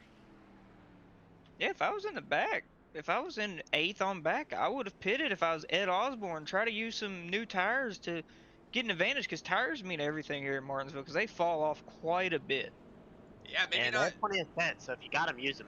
Yeah, maybe not realizing that that a lot of these drivers behind him are lapped down, so maybe just not taking advantage of that. But yeah, that 42 could have came down pit lane, took a couple of tires, maybe got up there, mix it up with those boys in the 5th, 6th place. I mean, he has to have a win to advance. He ain't got nothing to lose. I'd go for it if you got an extra set. Why keep him in the pits? You don't need him next week for Phoenix.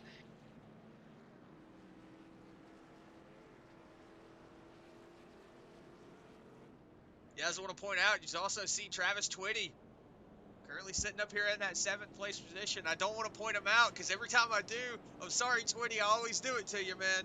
But you went a lap down earlier, earlier in the race, and got back up here into the lead lap. So good on Twitty right now, doing a really good job moving up here. But see if he can make it through here to the end. Yeah, he's done a great job overcoming being a couple laps down. He's got a clean truck, looks like still a few incidents that weren't of his causing that he got collected in, but he's made a great comeback.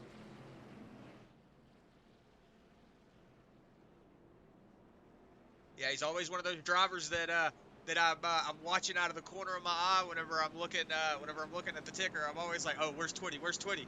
Always got to see where he's at because that's my buddy right there. So good to see Travis Twitty up here in that 7th position. Yeah, this race here could get a little hairy here as Nate Mowrer's on the outside, so could get shuffled out here. Well, we're going to see some big moves into one here. We're going to have to see that 971 get defensive and get defensive quick here. Turn number 4, here they come. 9 laps to go this time. Got a decent restart.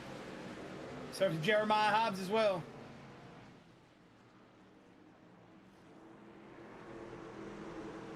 Here comes Daniel Worthington. Haven't talked much about him tonight, but look at him back up in the top 5 right now.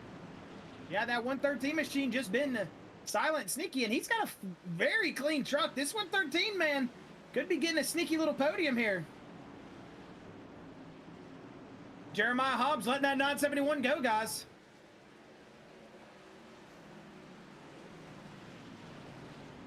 Yeah, you see the 77 to Doug Neal there on the bottom of the track. That 971 is going to take that outside lane.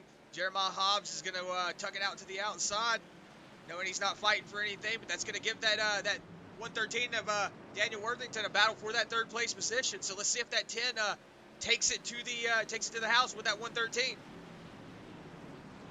That's what Ronnie Shirk wanted to see, though, is Jeremiah Hobbs and Nate Mowrer battle, but Jeremiah Hobbs letting him go. That's going to help Nate out, but let's see if Ronnie can just maintain that gap here and go win this thing. Daniel Worthington going to get by on the outside lane now. He's going to have a shot to, caution's out. Will Weber again in that 24 machine, it sounds like.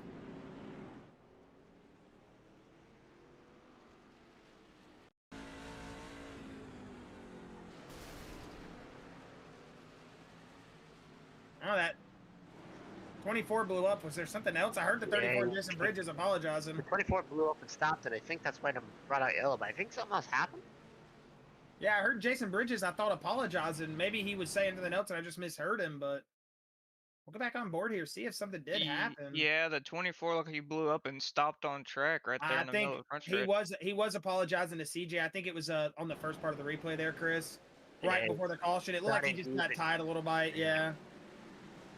Yeah, the 24 Will Weber went into turn 3 and the motor just blew up and he stopped it right there on the front stretch knowing he wasn't going to be able to coast it back around.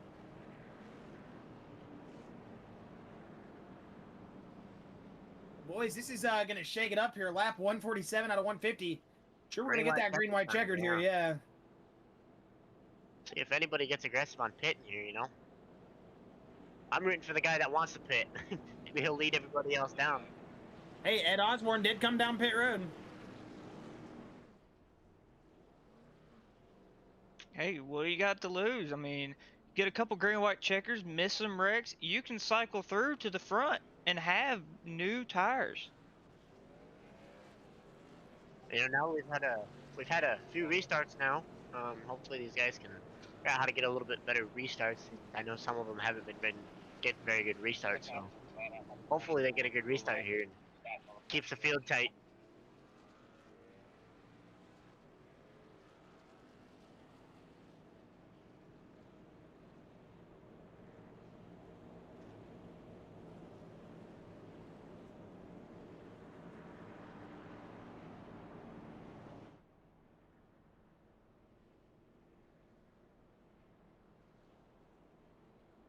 Yeah, that's going to extend this race to a green-white checkered here that time. So we're going to get 3 overtime attempts at this. This is going to be fun. This is going to be fun to see these guys dish it out here. I'm going to see if this 971's got anything for this 51 or if this 113's got anything for these boys as well. Daniel Worthington, you know, Huffy, you were talking about earlier. Haven't really talked about him much, but we're talking about him now. Daniel Worthington, that Ford F-150 has definitely put himself in contention here late.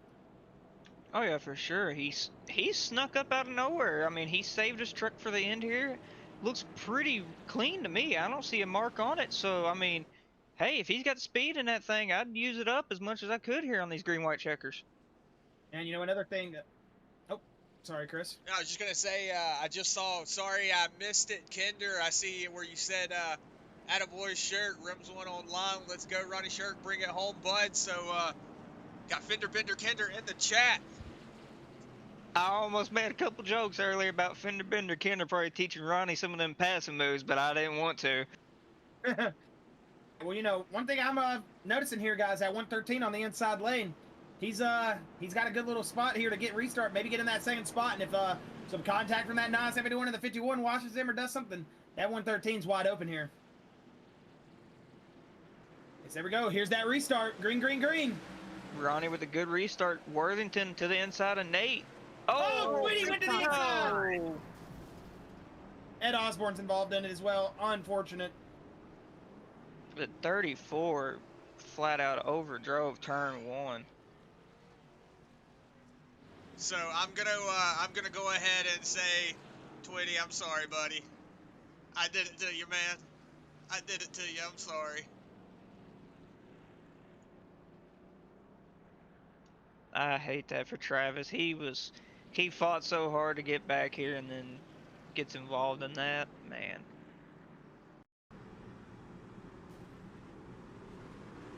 That truck's dog tracking. It does not look happy at all. Oh yeah, 34 just got in there way too hot that time.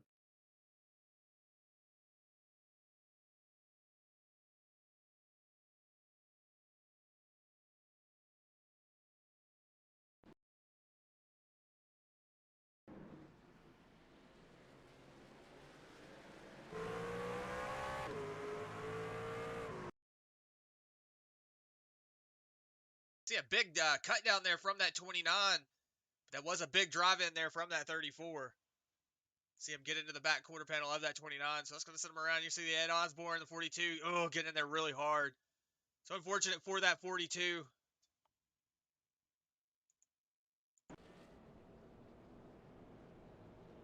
Yeah, that's going to extend this to green-white checkered number 2. So that intensity in those driver's seats just cranking up even more.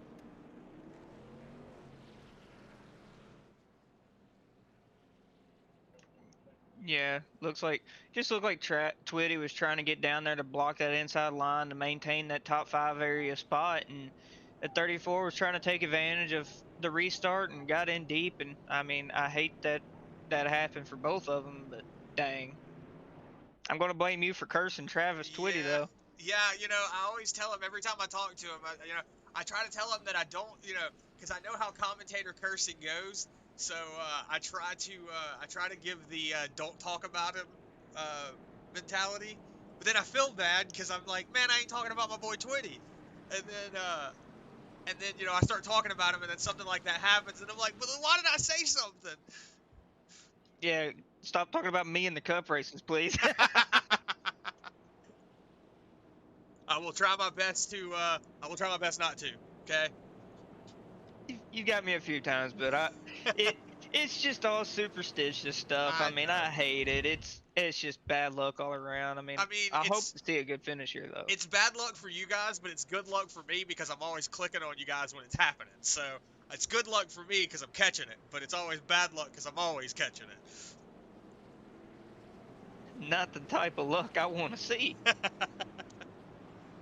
right, one to green here. Let's see what happens here. You back, Josh?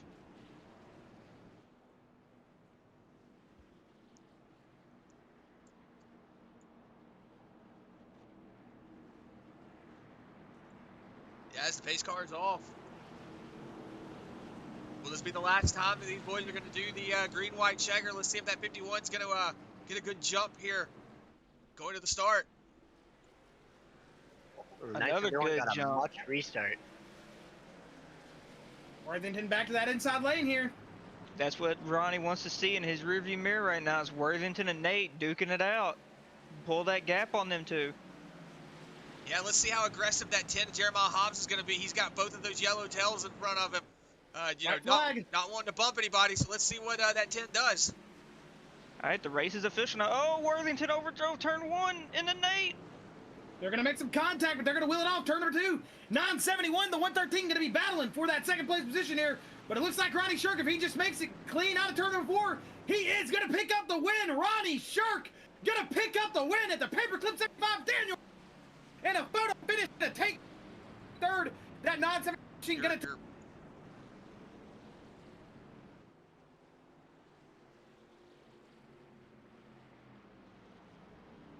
And if I was cutting out, do apologize for that. Got too excited there.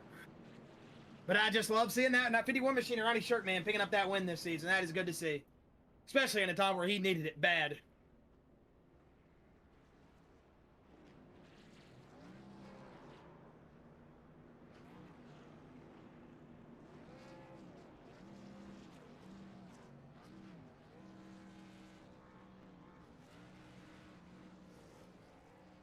I think Ronnie Shirk needed that Rims 1 paint scheme a little bit sooner.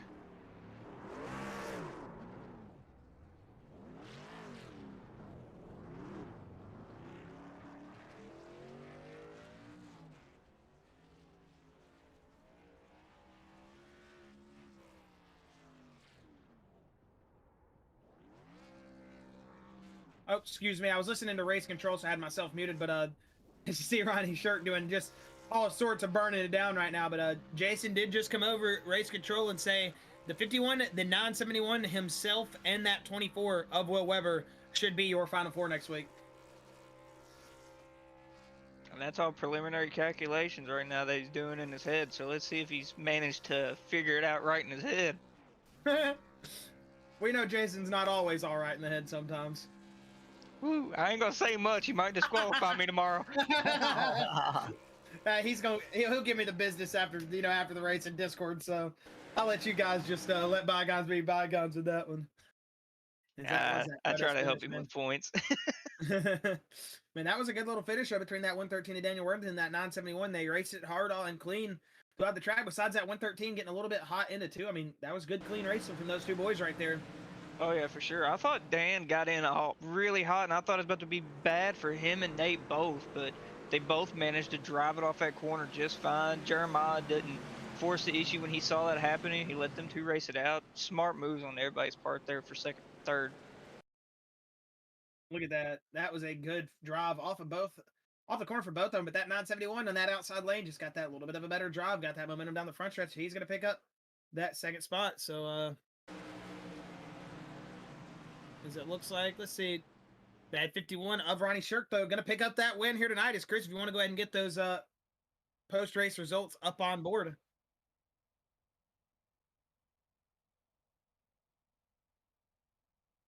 All right. And well, after an exciting finisher at the Paperclip 75 at Martinsville, it's going to be that 51 machine, Ronnie Shirk, picking up a much needed win to set himself into that championship for next week with that 971 and Nate Mowrer. Also going to do the same with him, a much needed finish. He's going to pick up that second place spot here. 113 to Daniel Worthington with a good late race run. He's going to set himself on that final podium spot, but per preliminary points, that 113 should not be making it in, unfortunately, to next week.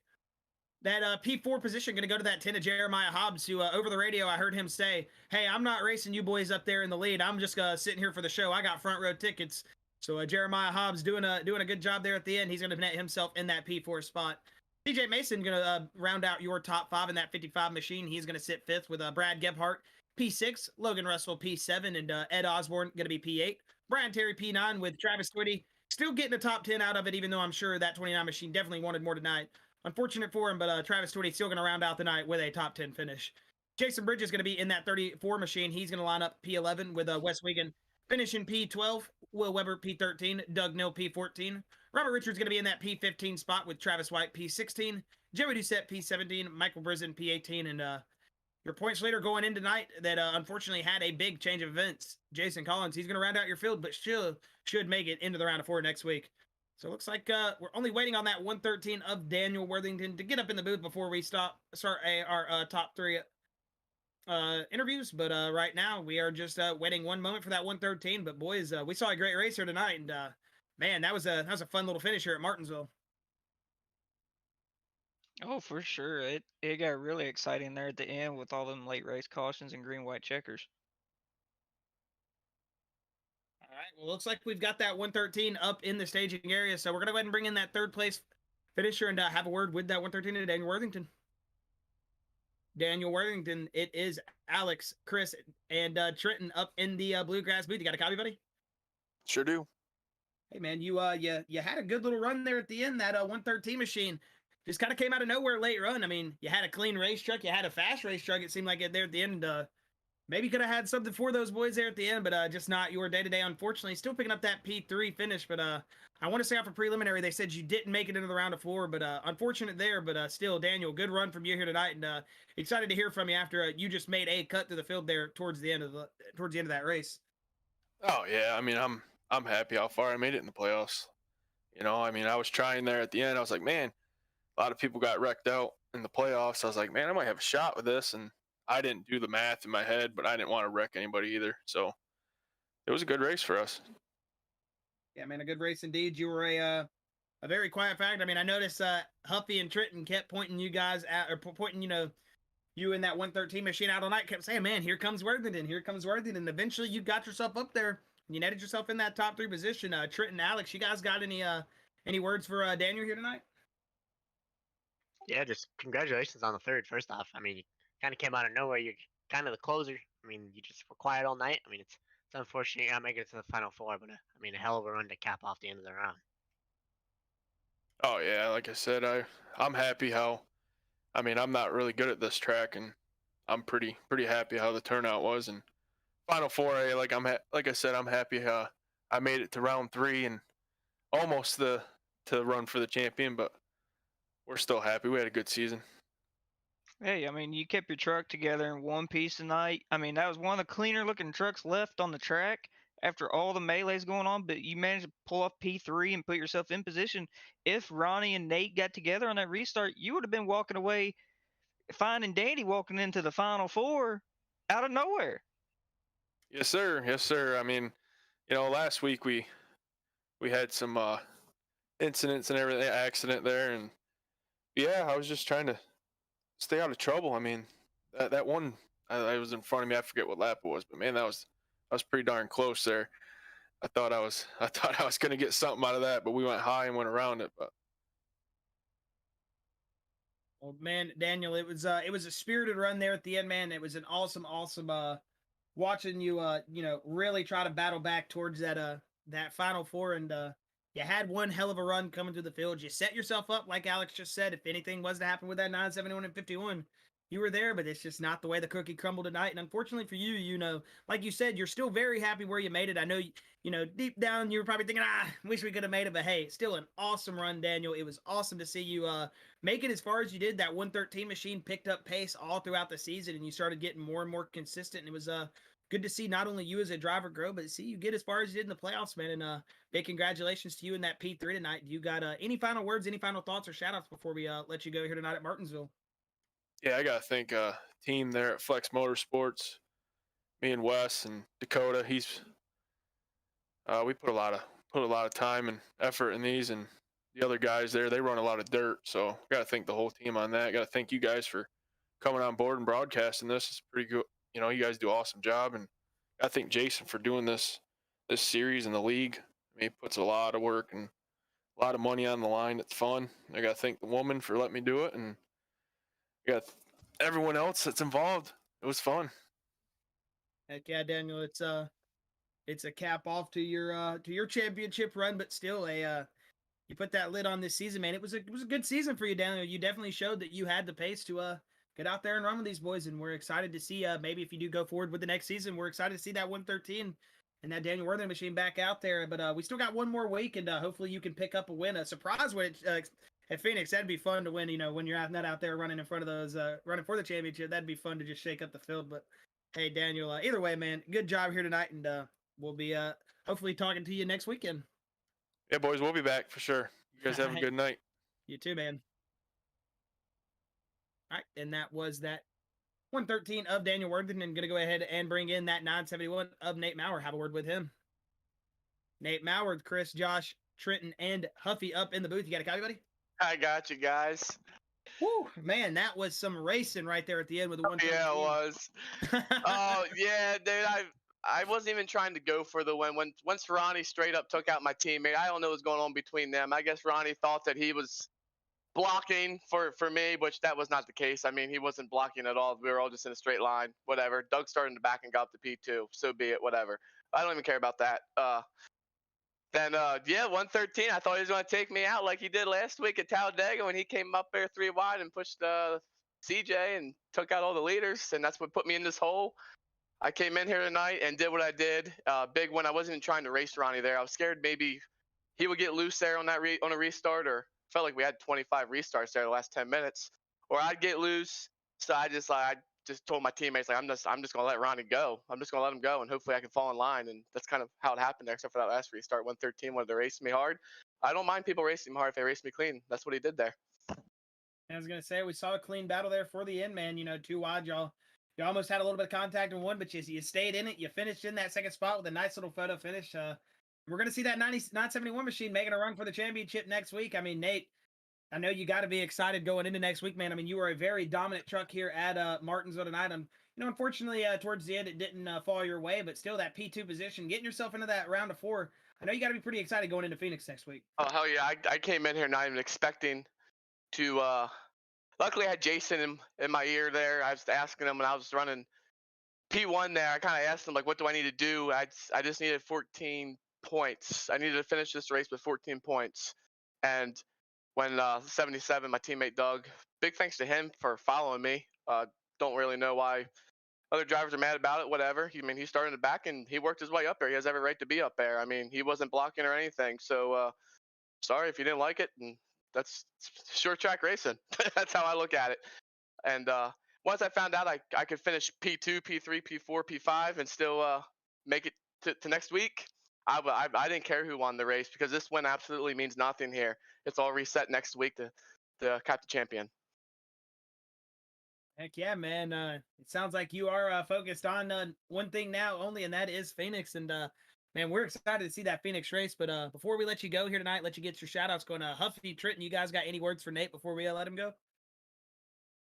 Hey, you did what you had to do to make it to the next round. You came in 13 behind. You gained your stage win, and some tough luck for other competitors, but you made it work and got in. Yeah, no, absolutely. You just did a good job of managing your race and making sure you're keeping track of points and got yourself in. So That's what I came in here doing, just trying to manage the points. And luckily, big thanks to Jason for letting me know what the point situation there was when about half the field got wrecked out on because of restarts there. Heck yeah, man. You kept that nose clean, though, Nate. I mean, I know it was pretty easy out there early to keep that nose clean. You were running this field for a good bit. I mean, like you said, though, that win kind of meant nothing to you once you realized you were making it into the championship. You just needed to keep that nose clean. And we're going to see a good charge from you at Phoenix next week. And we're excited to see it, man. We know that 971's fast. And it's going to be a good run for the championship next week between you four. But you got any final words, final thoughts, or shout outs before we let you go here tonight? Yeah, shout out. First and foremost, none of us would be here if it wasn't for Jason. This is by far the best league that I run in. Strict, it's what it needs to be. It's great racing. I love it. My teammates, yesterday I had a couple teammates come and practice with me. They knew the situation I was in. Kind of all just fed off each other. Jason today, he came and we started practicing at like 3. I think we started practicing like 3:30, then we practiced till like 6:30. I think I did like 14, 15, 16 different fuel runs through the whole week. That's close to 1,500 laps here. And my teammate Doug and Joey and Sticky, Travis White, I kind of feel bad for him that he kind of messed up on the restart, then kind of spun out and turned 3 and hitting third gear just like Jason Collins did. Shout out to him for hooking it left and not taking me out. And you guys up in the booth broadcast, I'm glad that you guys came on board with Bluegrass, and I love it. I love everything about this league. Well, heck yeah, Nate. It was. Oh, and my wife. My wife has watched the last 2 races downstairs on the big screen. Oh man, okay. And my dad. My dad follows this shit religiously. Sorry about the language. He follows this religiously, and he told me tonight to get her done. I told him my situation coming in here. He texted me and said, "Get her done." And this one's for you, man. We got her done. We're going on to the final 4. Heck yeah, Nate. It's good to hear from you again, man. We know you're going to be tuned up, ready to go for Phoenix next week as you put in the hours here at Martinsville. Expecting to see that 971 fast here at Phoenix next week. So I got off all next week, boys. So I'm either going to be off all week sad or off all week celebrating. It's going to be one or the other.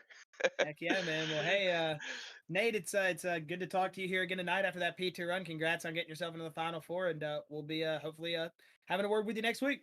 Yep. Good luck to you, Alex and Trenton Jump. I know you're fighting there for the Final Four. I think you are in the Final Four, but good luck running for that championship. Thank you. Have a good night, guys. All right, you too, Nate. All right, and that was at 971 Nate. Now we're going to go ahead and bring in Ronnie Shirk, your winner, who I know is very excited to be coming in the booth as a winner here tonight. Ronnie Shirk, Alex, Chris, and Trenton in the booth. Do you got a copy, buddy? I gotcha. Man, oh man, I know you are probably very, very excited to be picking up that win here tonight at Martinsville. You were putting the pressure all night on that 971, and then later in the race at 77, that 971 working together a little bit, or whatever it is. So be it. We've heard it from so many different stories. I'm not gonna go out and throw my 2 cents to do it. I'll just let it be what it is. Bygones be bygones. But you guys were all racing out there hard. Eventually you were able to work your way by and got yourself that win here tonight. Locked yourself into the playoffs. Ronnie, an awesome run from you here tonight. How you feeling, man, going into the championship for next week? Yeah, we had a good run all night. I had Justin Winters on the box for me, and he was trying to keep me patient and calm and all that. And I know I got a little out of control for a little bit when Nathan and the 77 was in front of me. I apologize, but at that point in the time, I knew I had a fast truck, and I just tried to do whatever I could just to stay with them. And then I was just trying to be patient, but then Justin kept on calming me down, and yeah, so we got by them, and then after that, it was full sail from there. Full sell indeed, man. Ronnie, you picked up a much needed win here tonight. It was awesome to see that 51 machine pick up that victory here at Martinsville. I know Huffy was pulling that rooting for you. He was talking about you all night, saying that you looked like you were a good truck. We know Huffy was definitely pulling for that 51. It was good to see you pick up that win, not only here, but you got your boys up here in the booth too. It's awesome to do it in front of these guys as well. Yeah, last season I had a chance to win last season when I was running Cup with Bluegrass, and I got a win taken away from me, and I was like, man, I got to redeem myself for this race. So that's what we did, and I want to thank John Kinder for bringing on the sponsorship this week, rims1.com, and then also dnqseries.com. It's a kart series that we race for here in Mooresville, North Carolina. You can check them out on YouTube or Facebook. Come September 6th, I'm running John's kart at the fairgrounds, so it'll be a good show to win. And also, I got redemption for that track as well. I had one taken away from me, so. So not only were you going for that those real life, those virtual redemptions, man, gotta pick up those real life redemptions. Well, Ronnie, man, it was awesome to see you win here tonight. We know you needed it. It's a big time win for that 51 camp. And Huffy, Trenton, you guys got any word for our winner here tonight as he sets himself into that round of 4 going into next week? That's it. Have at it, Trenton. You got it. I'm sorry. Yeah, no, just congratulations on the win. I mean, clearly deserve it. You're one of the faster guys all night, and I don't think really nobody else really had nothing for you, to be honest. Yeah, Yeah. I don't blame you if you didn't stay calm with Justin in your ear. I wouldn't stay calm either. But boy, you need to wake up. You seem like you're too quiet. You just won Martinsville. I got the kids in the next room. I gotta be quiet. Oh dang! It was awesome Hey. to see that Rims 1 truck in Victory Lane. I know John was cheering for you. Yeah. Oh, I've been the cleanest driver all season, and I needed a chance to hit the wall at least a couple times during my burnout, so I had to give her hell. Oh well, you're definitely sticking to John's nickname, Fender Bender Kinder. Then, if you got Rims 1 on the truck.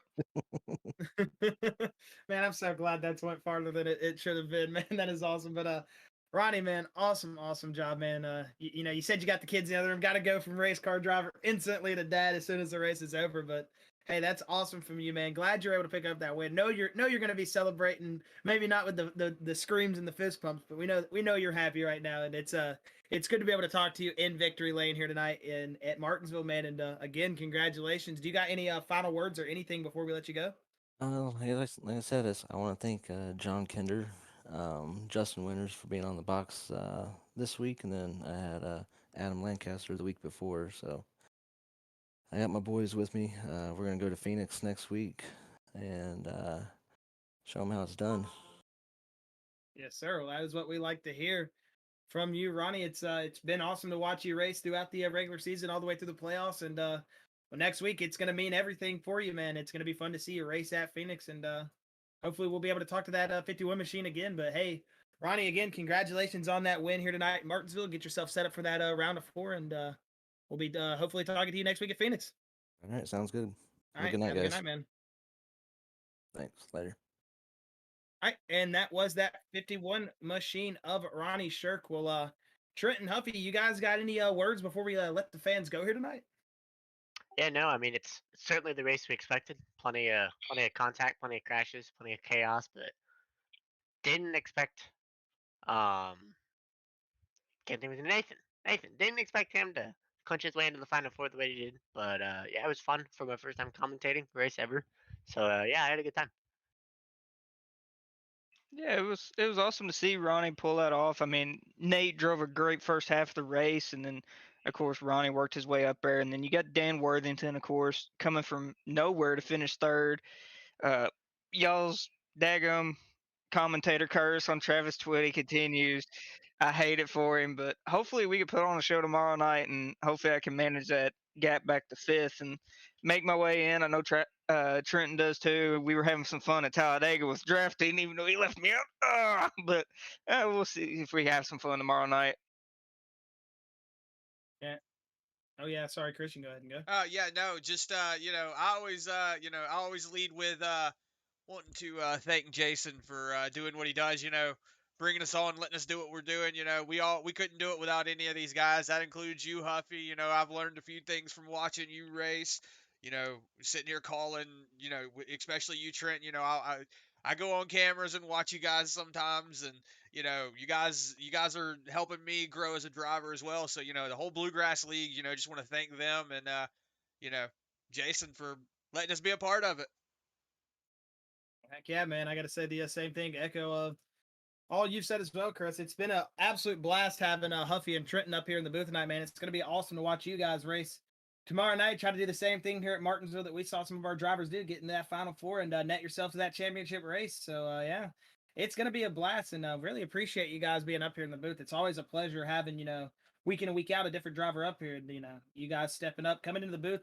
Trenton, you've said you've never done it. I want to say, Huffy, you might want to say you've never done it as well, and if you have, if not, either way, you guys did a great job tonight. It was fun working with you, and hey, love picking your guys' brain and hearing what you got to say about those race cars on the racetrack. But either way, you guys got to tune in tomorrow night, Wednesday at 9 p.m. We will be going live with the Cup Series here at Martinsville. You're going to get to see Huffy and Trenton Jump go at it with these boys out here in the Cup cars. Those two guys going from the friends up in the booth tonight, going to those competitors in the cars tomorrow. It's going to be fun to see them flip that switch and turn that aggression up. So don't want to miss that race here to get yourself into the round of 4 for the Cup Series at Martinsville tonight.